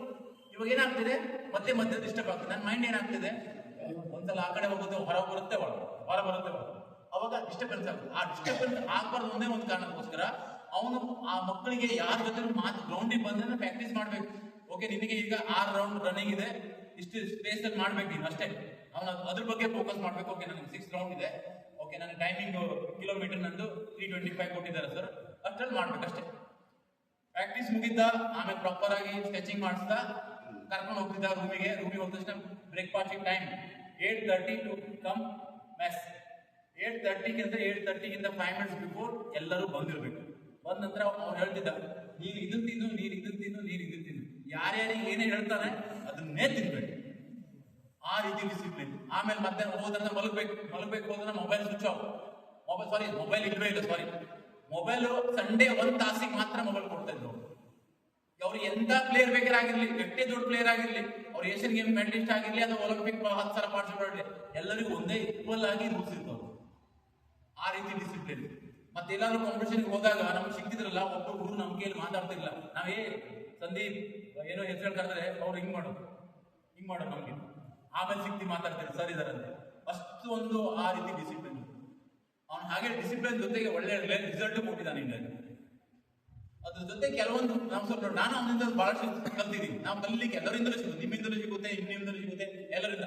ಹಂಗಿರ್ಬೇಕು. ಕೋಚ್ ಆದವನು ಕಲಿಬೇಕಂತಂದ್ರೆ ಲೈಫ್ ಅಲ್ಲಿ ಎಲ್ಲರಿಂದಲೂ ಕಲಿಲಿಕ್ಕೆ ಇಷ್ಟ. ಅಂದ್ರೆ ನಾನು ಇವತ್ತು ಇಂಟರ್ನ್ಯಾಷನಲ್ ಕೋಚ್, ಇಂಟರ್ನ್ಯಾಷನಲ್ ಹೋಗ್ತಿದ್ದೀನಿ, ಇಲ್ಲ ನಮ್ಮ ಗಣೇಶ್ ಮಾಡ್ಸಿದ ನಂಗೆ ಏನು ಕಲಿಸಿಲ್ಲ, ನನ್ನಂತ ದಡ್ಡ ಕೋಚ್ ಯಾರು ಇಲ್ಲ ಹೇಳ್ಬೋದು. ನಾನು ಕಮಾಂಡಿ ಕೋಚ್ ಅವತ್ತು, ಗೊತ್ತಾಯ್ತಾ? ಅವತ್ತು ನಾನು ಮುಂದುವರಿಲಿಕ್ಕೆ ಸಾಧ್ಯ ಇಲ್ಲ. ನಾನು ಇವತ್ತು ಬಂದಿದ್ದೀನಿ ಅಂದ್ರೆ ನಾನು ಎಲ್ಲರ ಜೊತೆನೂ ಕಲ್ತಿದ್ದೀನಿ, ಎಲ್ಲರದ್ದು ಆಶೀರ್ವಾದ ತಗೊಂಡಿದ್ದೀನಿ. ಆಗಿದ್ದಕ್ಕೆ ನಾನು ಇವತ್ತು ಒಂದು ಒಳ್ಳೆ ಕೋಚ್ ಆಗ್ಲಿಕ್ಕೆ ಸಾಧ್ಯ ಆಗಿದೆ. ಸೊ ಅವನು ಸ್ವಲ್ಪ ಏನಂದ್ರೆ ಅವನು ಟ್ಯಾಲೆಂಟ್ ಎಲ್ಲದೂ ಓಕೆ, ಬಟ್ ಲೋಡ್ ಸಿಸ್ಟಮ್ ಇದೆಯಲ್ಲ, ಲೋಡ್ ಸಿಸ್ಟಮ್ ಇವರು ಸೀನಿಯರ್ ಪ್ಲೇಯರ್, ಇವರಿಗೂ ಸೇಮ್ ಇರ್ತಿತ್ತು. ಬಟ್ ನಾಳೆ ನನ್ನಂತ ಜೂನಿಯರ್ ಪ್ಲೇಯರ್ ಬಂದಾಗ ಅವರಿಗೂ ಸ್ವಲ್ಪ ಲೋಡ್ ಇತ್ತು, ಅವಾಗ ಮತ್ತೆ ಇಂಜುರೀಸ್ ಆಗೋದು. ಸೊ ಅದನ್ನ ಅವನು ಕಲಿರೋ ಕಮ್ಮಿನ ನಾನು ನೋಡಿದ್ದು. ಇದೆಲ್ಲ ಒಳ್ಳೇದಿತ್ತು, ಬಟ್ ಅದರಲ್ಲಿ ಲೋಡ್ ಏನ್ಕೊಡು, ಆ ಸೀನಿಯರ್ ಪ್ಲೇಯರು ಎಕ್ಸೆಪ್ಟ್ ಮಾಡ್ಬಿಡ್ತಾರೆ, ಅದನ್ನ ಬಾಡಿ ಅಬ್ಸರ್ವೇಷನ್ ಆಗುತ್ತೆ. ಬಟ್ ಜೂನಿಯರ್ ಪ್ಲೇಯರ್ಗೆ ಆಗ್ತಿರ್ಲಿಲ್ಲ. ಅವ್ರು ಇಂಡಿಯಾದಲ್ಲೇ ಬಹಳ ವರ್ಷ ಇದ್ದು ಹೋದು. ಈಗ ಹೊರಗಡೆಯಿಂದ ಬಂದ ಭಾಳ ನಾನು ಅದ್ರ ಬಾಕಿ ಕೋಚಸ್ ನೋಡಿದ್ದೀನಿ, ಯಾರು ಆ ರೀತಿ ಕೋಚಸ್ ಬರಲಿಲ್ಲ. ಭಾಳ ರೇರ್ ಅಂದ್ರೆ ನಾನು ಹೇಳ್ದಲ್ಲ, ಇಷ್ಟು ವರ್ಷದಲ್ಲಿ ನಾನು ನೋಡಿದ ಪ್ರಕಾರ ಒಬ್ಬರು ಕೋಚ್ ನಾನು ಲೈಕ್ ಮಾಡಿದ್ದೀನಿ. ರಷ್ಯಾದಿಂದ ಬಂದಾಗ ಇರುತ್ತೆ, ಯಾವುದೇ ರೀತಿ ಸ್ಟೊರಾಯ್ಡ್ ಆಗಿ ಏನೂ ಯೂಸ್ ಮಾಡ್ತಿರ್ಲಿಲ್ಲ ಅವ್ನು ಕೋಚ್. ಒಳ್ಳೆ ಡಿಸಿಪ್ಲಿನ್ ಆಗಿ ಒಳ್ಳೆ ಆರ್ಮಿ ರಿಟೈರ್ಡ್ ಬೇರೆ ಆಗಿದ್ದು ಅವನು. ಮೊಬೈಲ್ ಅಂತೂ ಸಂಡೇ ಕೊಡ್ತೀನಿ. ನಂದು ಅದೇ ರೀತಿ, ನಾನು ಮೊಬೈಲ್ ಹುಡುಗರಿಗೆ ರಾತ್ರಿ ಇವತ್ತು ನೋಡಿ ಸ್ವಲ್ಪ ನಂದು ಹಾಸ್ಟೆಲ್ ಅಲ್ಲ ಬಟ್ ನನಗೆ ಯಾರ ಮೇಲೆ ವಿಶ್ವಾಸ ಇದೆಯಲ್ಲ, ಈ ಹುಡುಗನಲ್ಲಿ ಒಂದು ಟ್ಯಾಲೆಂಟ್ ಇದೆ ಅಂದ್ರೆ ಅವನಿಗೆ ನಾನು ಹೆಚ್ಚು ಡಿಸಿಪ್ಲಿನ್ ಮಾಡಿಸ್ತೀನಿ. ನಾನು ಇವತ್ತು ಅಷ್ಟೇ ಈ ಶುಭಮ್ ಆಗಿರ್ಬೋದು, ಈ ಹುಡುಗಿ ಬಂದಿದ್ದಾಳೆ ಈಗ ರಮ್ಯಾ ಅಂತಾಳೆ, ಅವಳಿಗೆ ಒಂದು ಸಣ್ಣ ಮೊಬೈಲ್ ಅನ್ನ ಕೀಪ್ಯಾಡ್ ಮೊಬೈಲ್ ಇದ್ದಾರೆ ಅದು ಮಾತ್ರ ಕೊಟ್ಟಿದ್ದೀನಿ, ಬಾಕಿ ದೊಡ್ಡ ಮೊಬೈಲ್ ಅನ್ನು ಯೂಸೇ ಇಲ್ಲ. ಅವಳಿಗೆ ಡೈಲಿ ಅಟೆಂಡೆನ್ಸ್ ಹಾಕಬೇಕಾಗುತ್ತೆ. ಸೊ ಅಟೆಂಡೆನ್ಸ್ ಹಾಕಲಿಕ್ಕೆ ಬೆಳಗ್ಗೆ ನಾನೇ ತಗೊಂಡು ಬರ್ತಿದ್ದೆ, ಅಟೆಂಡೆನ್ಸ್ ಹಾಕುವಂತ ಮೊಬೈಲ್ ಕೊಡ್ತಿದ್ದೆ. ಅಟೆಂಡೆನ್ಸ್ ಈಗ ಖೇಲೋ ಇಂಡಿಯಾ ಸ್ಕೀಮಲ್ಲಿ ಇದ್ದಾಗ ಅಟೆಂಡೆನ್ಸ್ ಹಾಕಬೇಕು, ಅವರಿಗೆ ಪೇಸ್ ಬರಬೇಕಾಗುತ್ತೆ. ಸೊ ಅದಕ್ಕೋಸ್ಕರ ಅವರು ಡೈಲಿ ಅಟೆಂಡೆನ್ಸ್ ಒಂದು ನನ್ನ ಎದುರಿಗೆ ಹಾಕ್ತಿದ್ದೆ, ಮೊಬೈಲ್ ಮಾತ್ರ ನಾನು ಕೊಡ್ತಿರಲಿಲ್ಲ. ಆ ರೀತಿ ಡಿಸಿಪ್ಲಿನ್ ಅಲ್ಲಿ ಮಕ್ಕಳಿಗೆ ಮಲಗೋದ್ರಿಂದ ಹಿಡಿದು ಹೊರಗಡೆಯಿಂದ ಏನಾದರೂ ಬೇಕಾ ಅಂದ್ರೂ ಸಹಿತನು ನಾನು ಮಕ್ಕಳಿಗೆ ಯಾರಾದ್ರೂ ಒಬ್ರಿಗೆ ಕಳಿಸಿ ಹೋಗಪ್ಪ ತಗೊಂಡು ಹೋಗಿ ಹೊರಗಡೆ ಪ್ರಪಂಚ ನೋಡಿದ ತಕ್ಷಣ ಒಂದೊಂದು ಮಕ್ಕಳಿಗೆ ಏನಿಸುತ್ತೆ ನಾವು ಹಂಗೆ ತಿರ್ಗಬೇಕು, ನಾನು ನಮ್ಮ ಫ್ರೆಂಡ್ ಜೊತೆಗೆ ಹೋಗ್ಬೇಕು. ಇವೆಲ್ಲ ನೋಡ್ತಿಲ್ಲ ಹೊರಗಡೆ ಪ್ರಪಂಚ, ನಶಾ ಏನೇನೆಲ್ಲ ನಡೀತಾ ಇದೆ, ಡ್ರಗ್ಸು, ದಾರು, ಇವೆಲ್ಲ. ನನ್ನ ಇದರಲ್ಲಿ ಸ್ಪೋರ್ಟ್ಸ್ ಅಲ್ಲಿ ಒಬ್ಬ ಸ್ಪೋರ್ಟ್ಸ್ ಮ್ಯಾನ್ ಆಗ್ಬೇಕಂದ್ರೆ ಬೀಡಿ, ಸಿಗರೇಟ್, ದಾರು, ತಂಬಾಕು, ಆಮೇಲೆ ದುಶ್ಚಟಗಳು ಏನಿದೆ ಇವತ್ತಿನ ದಿವಸ ಗಾಂಜಾ ಅಂತ ಏನೇನೋ ನಶೆ ಇದೆಯಪ್ಪ, ನನಗೆ ಅದ್ರ ಬಗ್ಗೆ ಗೊತ್ತಿಲ್ಲ, ಅದ್ರ ಬಗ್ಗೆ ನಾನು ನೋಡ್ಲಿಕ್ಕೆ ಹೋಗಲ್ಲ. ಎಲ್ಲರಿಂದಲೂ ದೂರ ಇರಬೇಕು. ಮತ್ತೊಂದೇನಂದ್ರೆ ಹುಡುಗ ಆದಷ್ಟು ಹಾಳಾಗೋದು, ಹುಡುಗ ಆಗಿರ್ಬೋದು ಹುಡುಗಿ ಆಗಿರ್ಬೋದು. ಈ ಪ್ರೀತಿ ಪ್ರೇಮ ಇದೆಯಲ್ಲ, ಇದರಿಂದ ಹುಡುಗಿಯನ್ನ ಪ್ರೀತಿ ಮಾಡೋದಂತೆ ಈ ಏಜಿಗೆ ಅದೆಲ್ಲ ನ್ಯಾಚುರಲ್ ಆಗುತ್ತೆ. ಬಟ್ ನಾವು ಗುರುಗಳಾದಂತರು, ತಂದೆ ತಾಯಿಗಳಾದಂತರು ಮಕ್ಕಳಿಗೆ ಅವಾಗ ಈ ಬಗ್ಗೆ 8 ಬಂದ ನಂತರ, ಇವಾಗ ಫಸ್ಟ್ ಹಂಗಿಲ್ಲ. ಫಸ್ಟ್ ಏನಾಗಿತ್ತು ಪಿಯುಸಿ ನಂತರ ಇರ್ತಿತ್ತು ಸ್ವಲ್ಪ ಏಜ್. ಇವಾಗ ಏನಾಗಿದೆ, ಇವಾಗೆಲ್ಲ ಮೊಬೈಲ್ ಅದು ಬಂದಿದ್ದಕ್ಕೆ ಮಕ್ಕಳಲ್ಲಿ ಗ್ರೋತ್ ಹೆಚ್ಚಾಗ್ತಿದೆ. ಬಟ್ ಅವ್ರದ್ದು ತಪ್ಪಲ್ಲ, ಇದು ನೇಚರ್, ಇದು ಏನು ಮಾಡೋಕ್ಕಾಗಲ್ಲ. ಬಟ್ ನಾವು ದೊಡ್ಡವರಾದಂತವ್ರು ಮಕ್ಕಳಿಗೆ ಇದನ್ನೆಲ್ಲ ಹೇಳ್ಬೇಕಾಗುತ್ತೆ. ನಾನು ಮಕ್ಕಳಿಗೆ ಇದನ್ನೆಲ್ಲ ಫಸ್ಟೇ ಹೇಳ್ತಿದ್ದೀನಿ, ಬಂದ ತಕ್ಷಣ ಯಾರೇನು ಮುಲಾಜಿ ಇಲ್ಲ, ನೀವು ಬಂದಿರೋದು ಯಾಕೆ, ನೀನು ಹುಟ್ಟಿದ್ದೆ ಯಾಕೆ, ಏನಾದ್ರೂ ಒಂದು ಸಾಧನೆ ಮಾಡು, ಆಮೇಲೆ ಬೇಕಾದ್ರೆ ಹೇಳಪ್ಪ ನೀನು ಈ ಹುಡುಗಿ ಜೊತೆ ಮಾಡಿದಾಗ ಆ ಹುಡುಗಿ ಜೊತೆ ನಾನು ಅವ್ರ ಪೇರೆಂಟ್ಸ್ ಜೊತೆ ನಾನು ಮಾತಾಡ್ತೀನಿ, ಓಕೆನಾ. ಫಸ್ಟ್ ನೀನು ಒಂದು 4 ವರ್ಷ 100% ಎಫರ್ಟ್ ಹಾಕು, ನಾವು ಏನೋ ಒಂದು ಲೈಫ್ ಸೆಕ್ಯೂರ್ ಮಾಡ್ಕೋ, ಲೈಫಲ್ಲಿ ಏನೋ ಅಚೀವ್ಮೆಂಟ್ ಮಾಡು, ಆಮೇಲೆ ಏನಾದ್ರು ಮಾಡು. ಸೊ ಈ ಡಿಸಿಪ್ಲಿನ್ ಇದೆಯಲ್ಲ ಸ್ಪೋರ್ಟ್ಸ್ ಅಲ್ಲಿ, ಹೇಳಿದ ಟೈಮಿಂಗ್ ಪ್ರಾಪರ್ ಪ್ರಾಕ್ಟೀಸ್ ಬರೋದು, ಪ್ರಾಕ್ಟೀಸ್ ಮಾಡೋದು, ಪ್ರಾಪರ್ ರೆಸ್ಟ್ ಮಾಡಬೇಕು, ಪ್ರಾಪರ್ ಡೈಟ್ ಏನಿದೆ ಪ್ರಾಪರ್ ಆಗಿ ಡೈಟ್ ತಗೊಳ್ಬೇಕು. ಇದೆಲ್ಲದು ಈ ಬೇಕೇ ಬೇಕಾಗುತ್ತೆ. ಮೊಬೈಲಿಂದ ಆದಷ್ಟು ಹೇಳ್ಬಿಟ್ಟು ದೂರ ಇಟ್ಕೊಳ್ಳಿಕ್ಕೆ ಬೆಟರ್. ಸೊ ಆಮೇಲೆ ಇಂಜುರೀಸ್ ಬರೋದು ಹೆಚ್ಚಾಗಿ ಓವರ್ಲೋಡಿಂದ ಬರುತ್ತೆ. ಒಂದು, ನಾವು ಹೆಚ್ಚು ಅವರಿಗೆ ಲೋಡ್ ಟ್ರೈನಿಂಗ್ ಅಂದ್ರೆ ನಮಗೆ ಬೇಗ ರಿಸಲ್ಟ್ ತಗೊಳ್ಳಿಕ್ಕೋಸ್ಕರ ನಾವೇನ್ ಮಾಡ್ತೀವಿ, ಅವರಿಗೆ ಹೆಚ್ಚು ಟ್ರೈನಿಂಗ್ ಕೊಟ್ಟಾಗ ಇಂಜುರಿ ಬರುತ್ತೆ ಒಂದು. ಆಮೇಲೆ ಮಕ್ಕಳಿಗೆ ರಾಂಗ್ ಡೈರೆಕ್ಷನ್ ಅಲ್ಲಿ ಮಾಡಿದಾಗ, ಏನೇ ಒಂದು ಮಾಡ್ಬೇಕಂದ್ರೆ ರಾಂಗ್ ಡೈರೆಕ್ಷನ್ ಅಲ್ಲಿ ನಾವು ವರ್ಕೌಟ್ ಮಾಡಿದಾಗ, ಈಗ ನಾರ್ಮಲ್ ಆಗಿ ಸ್ಕ್ವಾಟ್ ಮಾಡಿಸ್ಬೇಕು. ಸ್ಕ್ವಾಟ್ ಮಾಡಬೇಕಾದ್ರೆ ನಾವು ಬಿಗ್ನರಿಗೆ ಸ್ಕ್ವಾಟ್ ಮಾಡಬೇಕಾದ್ರೆ ಆದಷ್ಟು ನೀವು ವಾಲ್ ಜೊತೆಗೆ ಮಾಡಿಸಿ, ವಾಲ್ ಜೊತೆಗೆ ಅವರಿಗೆ 20 ಸೆಕೆಂಡ್ 30 ಸೆಕೆಂಡ್ ಹೋಲ್ಡಿಂಗ್ ಎಕ್ಸರ್ಸೈಸ್ ಮಾಡಿಸಿ. ಯಾಕಂದ್ರೆ ಈ ಮಸಲ್ಸ್ ಇದೆಯಲ್ಲ, ಈಗ ನಾವು ಕುತ್ಕೊಂಡಾಗ ಈ 2 ನೀ ಅಂತ ಎಕ್ಸಾಂಪಲ್, ಈ ನೀ ಮುಂದೆ ಹೋಗ್ಲಿಕ್ಕಿಲ್ಲ, ಇದು ಹೀಗೆ ಮುಂದೆ ಹೋಗ್ಲಿಕ್ಕಿಲ್ಲ, ಆಯ್ತಾ. ಕುತ್ಕೊಂಡಾಗ ನಾರ್ಮಲ್ ಕುತ್ಕೊಂಡಾಗ ಕೆಲವರಿಗೆ ಸ್ಕ್ವಾಟ್ ಮಾಡಿದ್ರೆ ಕೆಲವರು ಹಿಂಗೆ ಮಾಡ್ತಾರೆ, ಈಗ ಸ್ಕ್ವಾಟ್ ಮಾಡ್ತಾರೆ, ಅವಾಗ ಇದೇನಂತೆ ನೀ ಮೇಲೆ ಎಫರ್ಟ್ ಆಗುತ್ತೆ. ಇದು ಸ್ಕ್ವಾಟ್ ಇಲ್ಲಿ ಕುತ್ಕೊಳ್ಬೇಕು ಹಿಂದೆ. ಸೊ ಇದು ಸ್ಕ್ವಾಟ್ ಕುತ್ಕೊಳ್ಬೇಕಂದ್ರೆ ಕೆಲವರು ಮಾಡ್ತಾರೆ, ಕೆಲವರು ಮಾಡ್ಲಿಕ್ಕೆ ಕೊಡೋದು. ಸೊ ಅವರಿಗೆ ವಾಲ್ ಜೊತೆಗೆ ನೀವು ಸಪೋರ್ಟ್ ಬಿಡಬೇಕು, 30 ಸೆಕೆಂಡ್ 20 ಸೆಕೆಂಡ್ ಇಟ್ಟು ಮಾಡಿಸಿದ್ರೆ ಸೊ ಅವಾಗ ಇದಾಗುತ್ತೆ, ಇಂಪ್ರೂವ್ಮೆಂಟ್ ಆಗುತ್ತೆ. ಅದ್ರ ಜೊತೆಗೆ ಈಗ ಯಾವುದೇ ಒಂದು ಎಕ್ಸರ್ಸೈಸ್ ಮಾಡಬೇಕು, ಪ್ರಾಪರ್ ಡೈರೆಕ್ಷನ್ ಸ್ನ್ಯಾಚ್ ಮಾಡ್ತಿರೋ. ಸೊ ಸ್ವಲ್ಪ ನೀವು ನನಗೆ ನೋಡಿ, ಈಗ ನಮ್ಗೆ ಟೆಕ್ನಿಕಲ್ ಆಗಿ ಜವಲಿ ಥ್ರೋದ ನಾನು ಮಾಸ್ಟರ್, ಸರ್ ವೇಟ್ ಇಟ್ಟರು ಕೋಚ್. ಸೊ ಅವ್ರಿಗೆ ಹೆಚ್ಚು ವೇಟ್ ಲಿಫ್ಟಿಂಗ್ ಅಂದ್ರೆ ಈ ಸ್ನ್ಯಾಚ್ ಇಂದೆಲ್ಲ ಅವ್ರಿಗೆ ಹೆಚ್ಚು ಗೊತ್ತಿದೆ, ನನಗಿಲ್ಲ. ಸೊ ಅದಕ್ಕೋಸ್ಕರ ನಾವು ಕೆಲವರಿಗೆ ಗೊತ್ತಿಲ್ಲ, ಅದರಿಂದ ಅವ್ರ ಹತ್ರ ಕೇಳ್ಬೋದು. ಇದರಿಂದ ಯಾರು ಈಗ ನಂದೇನು ಸ್ಟೇಟಸ್ ಇದೆ ಅದೇನು ಕಡಿಮೆ ಆಗೋದಿಲ್ಲ. ಇನ್ನೊಬ್ಬರ ಹತ್ರ ನಾವು ಕೇಳೋದ್ರಿಂದ, ಈಗ ನಾವು ನಾಳೆ ಹೋಗ್ತೀನಿ, ಈಗ ರಸ್ತೆಗೆ ಹೋಗ್ತಿಲ್ಲ, ನಾವು ಯಾರ ಹತ್ರ ನಾನು ಗೂಗಲ್ ಮ್ಯಾಪ್ ಹಾಕೊಂಡು ಆದ್ರೂ ಸಹಿತ ಇನ್ನೊಬ್ಬರ ಹತ್ರ ಕೇಳ್ಕೊಡ್ರಪ್ಪ, ಯಾಕೆ ಸುಮ್ಮನೆ ನಾವು ದೊಡ್ಡವರು ಅಂತ ಹೇಳಿ ಆ ಒಂದು ನಾವು ಯಾವತ್ತು ಇನ್ನೊಬ್ಬರ ಹತ್ರ ಕೇಳಿ, ನೋಡಿ ಎಷ್ಟೊಂದು ಬಿಟ್ಟಿದ್ದಾರೆ, ಅವ್ರು ಯಾರೋ ಹುಡುಗರು ಹೋಗಿದ್ದಾರೆ, ಸರ್ ಒಂಚೂರು ಹೇಳಿ ನಮ್ಮ ಮಕ್ಕಳಿಗೆ ಒಂಚೂರು, ಯಾರಾದ್ರೂ ಹೇಳದೇ ಇರ್ತಾರ, ಎಲ್ಲರೂ ಹೇಳ್ತೀವಿ ಇನ್ನೊಬ್ಬರಿಗೆ ಹೆಲ್ಪ್ ಮಾಡ್ಲಿಕ್ಕೆ. ಸೊ ಅದಕ್ಕೋಸ್ಕರ ಸರಿಯಾದ ಡೈರೆಕ್ಷನ್ ಅಲ್ಲಿ ಮಾಡಿಸ್ಬೇಕು. ಮತ್ತೆ ಇಂಜುರಿ ಆಗಿದ್ದಾಗ ಮತ್ತೆ ಮಕ್ಕಳ ಮನಸ್ಸನ್ನ ನೋಡ್ತಾ ಇರಿ. ಸ್ವಲ್ಪ ಅವರು ಮಾಡ್ತಾ ಇದ್ದಾರೆ ವರ್ಕ್, ಬಟ್ ಅವ್ರ ಮೈಂಡ್ ಎಲ್ಲೋ ಇರುತ್ತೆ. ಸೊ ಅದನ್ನೆಲ್ಲ ಅಬ್ಸರ್ವೇಷನ್ ಮಾಡ್ತಾ ಇರಬೇಕಾಗುತ್ತೆ. ಅದರ ಜೊತೆಗೆ ಇಂಜುರಿ ಆದ್ಮೇಲೆ first of all ice is the first treatment in sports ಅಲ್ಲಿ. ಅದು ಐಸ್ ಎಷ್ಟು 20 ಮಿನಿಟ್ಸ್ ಇಸ್ ಹೈಯೆಸ್ಟ್, ಅದಕ್ಕಿಂತ ಹೆಚ್ಚಾಗ್ಲಿಕ್ಕಿಲ್ಲ. 20 ಮಿನಿಟ್ಸ್ ಇಂದ ಐಸ್ ಅದು ಹೆಚ್ಚಾಗ್ಲಿಕ್ಕೆ ಹೋಗ್ಬೇಡಿ. ಕೆಲವೊಂದು ಜಾಗಕ್ಕೆ ಮಸಲ್ಸ್ ಇರುತ್ತೆ, ಅದೆಲ್ಲ ಕೆಲವೊಂದು ಬರಿಗೆ 10 ಮಿನಿಟ್ಸ್ ಇನ್ನು ಅದು ಸ್ವಲ್ಪ ಬಟ್ಟೆ ಅಥವಾ ಪ್ಲಾಸ್ಟಿಕ್ ನಾವು ಡೈರೆಕ್ಟ್ ಆಗಿ ಐಸನ್ನ ಇನ್ವಾಲ್ವ್ ಮಾಡುವಾಗ ಸುಡುತ್ತೆ. ಐಸ್ ನಾವು ಕೆಲವೊಂದು ಮಸಲ್ಸಿಗೆಲ್ಲ ನಾವು ಡೈರೆಕ್ಟ್ ಆಗಿ ಐಸ್ ತಗೊಂಡಿಟ್ರೆ ಈಗ 10 ಮಿನಿಟ್ಸ್ ಇಟ್ಟರೆ ಅದು ಬರ್ನ್ ಆಗುತ್ತೆ. ಐ ಥಿಂಕ್ ನಿಮ್ಗೆ ಗೊತ್ತಿರ್ಬೋದು. ಈ ಮಸಲಿಗೆಲ್ಲ ಕೆಲವೊಂದ್ಸಲ ಏನಾಗುತ್ತೆ, ಐಸ್ ಇಟ್ಟರಾಗ ಈಗ ಸುಟ್ಬಿಡುತ್ತೆ ಅದು. ನಮ್ಮ ಜೊತೆಗೆಲ್ಲ ಆಗಿದೆ, ನಿಮಗೆ ಹುಡುಗರಿಗೆ ಆಗಿದೆಯಾ? ಹೆಚ್ಚು ಹೊತ್ತು ಇಟ್ಬಿಟ್ರೆ ಐಸು ಸುಟ್ಬಿಡುತ್ತೆ. ಅದಕ್ಕೋಸ್ಕರ ಸ್ವಲ್ಪ ನೀವು ಯಾವ್ದಾದ್ರು ಕೊಟ್ಟೆಯಲ್ಲಿ ಅಥವಾ ಬಟ್ಟೆ ಇದರಲ್ಲಿ ಇಟ್ಟಿದ್ರೆ ಮತ್ತು ಬೆಟರು. ಮತ್ತು ಆದಷ್ಟು ಫಸ್ಟ್ ಸ್ಟಾರ್ಟಿಂಗಿಗೆ ಒಂದು 10 ಮಿನಿಟ್ಸ್ ಇಡಿ ಮಕ್ಕಳಿಗೆಲ್ಲ. ಮಸಲ್ಸ್ ಸಣ್ಣ ಇರುತ್ತಲ್ಲ, equal to muscle depend on muscles ಅದು 20 ಮಿನಿಟ್ಸ್, 10 ಮಿನಿಟ್ಸ್ ಇನಫ್. ಆಮೇಲೆ ಆದಷ್ಟು ಅವರಿಗೆ ರೆಸ್ಟ್ ಕೊಡಿ. ಇಂಜುರಿ ಆದಾಗ ರೆಸ್ಟ್ ಕೊಟ್ಟು ಪ್ರಾಪರ್ ಆಗಿ ರೆಸ್ಟ್ ಮಾಡಿಸಿ, ಆಮೇಲೆ ಅದು ರಾಶಿ ಪ್ರಾಬ್ಲಮ್ ಇತ್ತಂದ್ರೆ ಡಾಕ್ಟರಿಗೆ ತೋರಿಸಿ. ನಾರ್ಮಲ್ ಆಗಿ ಮಸಲ್ಸ್ ಇಂಜುರಿ ಎಲ್ಲ ಆಗ್ತಾ ಇರುತ್ತೆ, ಬಟ್ ನೀಗಿ ಏನೋ ಜಾಯಿಂಟ್ ಅಲ್ಲಿ ಏನೋ ದಿಕ್ಕತ್ತಾದ್ರೆ ಸೊ ಅದು ಸ್ವಲ್ಪ ರೆಸ್ಟ್ ಮಾಡಿಸೋದು ಒಳ್ಳೇದು. ಸೊ ಆಮೇಲೆ ಎಲ್ಲ ಸರಿ ಆಗುತ್ತೆ. ನೀವು ಯಾಕಂದ್ರೆ ಮಕ್ಕಳಿದ್ದಕ್ಕೆ ಅತಿ ಬೇಗ ರಿಕವರಿ ಆಗುತ್ತೆ ಮಕ್ಕಳಿಗೆ. ಸೊ ಅದರಲ್ಲಿ ಆ ಇಂಜುರಿಯಲ್ಲೇ ಮತ್ತೆ ಮಾಡ್ಲಿಕ್ಕೆ ಹೋಗ್ಬೇಡಿ. ಆದ್ರೆ ಹೆಚ್ಚು ಪ್ರಾಬ್ಲಮ್ ಇತ್ತಂದ್ರೆ ಡಾಕ್ಟರಿಗೆ ತೋರಿಸಿ ಅದಕ್ಕೆ ಅವ್ರು ಏನೇನು ಹೇಳ್ತಾರೆ ಆ ರೀತಿ ಮಾಡ್ಕೊಳ್ಳಿ. ಅದ್ರ ಜೊತೆಗೆ ನಾವು ಹೀಟಿಂಗ್ ಮಾಡ್ಬೋದು. 5 minutes heat, 5 minutes icing, 5 minute heat, 5 minute icing. So ಈ ರೀತಿನ ಅದನ್ನು ಒಂದು ಇದೆ ಐಸಿಂಗ್ ಟ್ರೀಟ್ಮೆಂಟ್ ಇದೆ. ನಾನು ನನ್ನ ಲೈಫಲ್ಲಿ ನಮ್ಮ ಹುಡುಗರಿಗೆ, ಮನುನಿಗೆ ಆಗಿರ್ಬೋದು, ಯಾವುದೇ ಒಂದು ಹುಡುಗರಿಗೆ ಇವತ್ತಿನವರೆಗೂ ನಾನು ಇಂಜುರಿಗೋಸ್ಕರ ಡಾಕ್ಟರ್ ಹತ್ರ ಆರಾಮಿಲ್ಲ ಅಂದ್ರೆ ಏನೋ ಒಂದು ಹೊಟ್ಟೆ ಪ್ರಾಬ್ಲಮ್ ಇದೆ, ಫೀವರ್ ಆಯ್ತು ಏನೋ, ಅದಕ್ಕೆ ಮಾತ್ರ ಡಾಕ್ಟರ್ ಹೋಗ್ತೀನಿ. ಇಂಜುರಿಗೆ ಮಾತ್ರ ನಾನು ಇನ್ನವರೆಗೂ ನನ್ನ ಹುಡುಗರಿಗೆ ಕಳಿಸ್ತೀನಿ. ಯಾಕಂದ್ರೆ ಆ ದೇವರು ನನಗೆ ಆ ಎಲ್ಲಾ ಶಕ್ತಿಯನ್ನು ಕೊಟ್ಬಿಟ್ಟಿದ್ದಾನೆ. ಯಾಕಂದ್ರೆ ನಾನು ಸ್ವತಃ ಆ ಫೀಲ್ಡಲ್ಲಿ ಇಷ್ಟು ವರ್ಷ ಇದ್ದು ನಾನು ಎಲ್ಲ ನೋಡಿದ್ದಕ್ಕೆ ಅದೇ ಹೇಳಿದ್ನಲ್ಲ, ನೀವು ಐಸಿಂಗ್ ಹೀಟಿಂಗ್, ಅದು ಹೀಟಿಂಗ್ ಸ್ಟಾರ್ಟ್ ಮಾಡೋದೇನಿದ್ರು 2 ಡೇಸ್ ಲೇಟರ್, 48 ಅವರ್ಸ್ ನಂತರ ನಾವು ಹೀಟಿಂಗ್ ಮಾಡಬೇಕು. ಫಸ್ಟಿಗೆ ಇಂಜುರಿ ಆದ ತಕ್ಷಣ ಹೀಟಿಂಗ್ ಮಾಡಲಿಕ್ಕಿಲ್ಲ, ಓನ್ಲಿ ಐಸಿಂಗ್ 2 ಡೇಸ್. ಆ ನಂತರ ಸ್ವಲ್ಪ ಹೀಟಿಂಗ್. ಸ್ವಲ್ಪ ಏನಾದರೂ ನಿಮ್ಗೆ ರಾಶಿ ಪೇನ್ ಇರ್ತದೆ ಡಾಕ್ಟರ್ ಕೇಳಿ ಪೇನ್ ಕಿಲ್ಲರ್, ಹುಡುಗಿ ನೀವು ಚಿಕ್ಕವರಿಗೆ ಪೇನ್ ಕಿಲ್ಲರ್ ಕೊಡ್ಲಿಕ್ಕೆ ಇದಾಗೋದಿಲ್ಲ.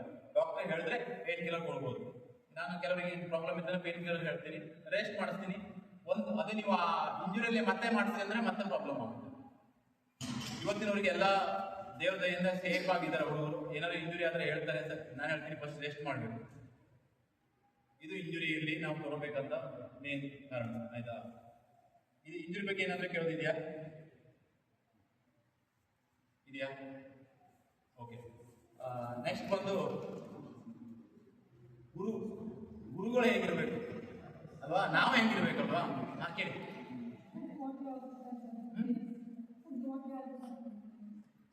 ಫುಡ್ ನಾನು ಆಮೇಲೆ ಹೇಳ್ತೀನಿ ಆಯ್ತಾ. ಈ ಇಂಜುರೀಸ್ ಬಗ್ಗೆ ಏನಾಗಿದ್ರೆ ಕೇಳಿ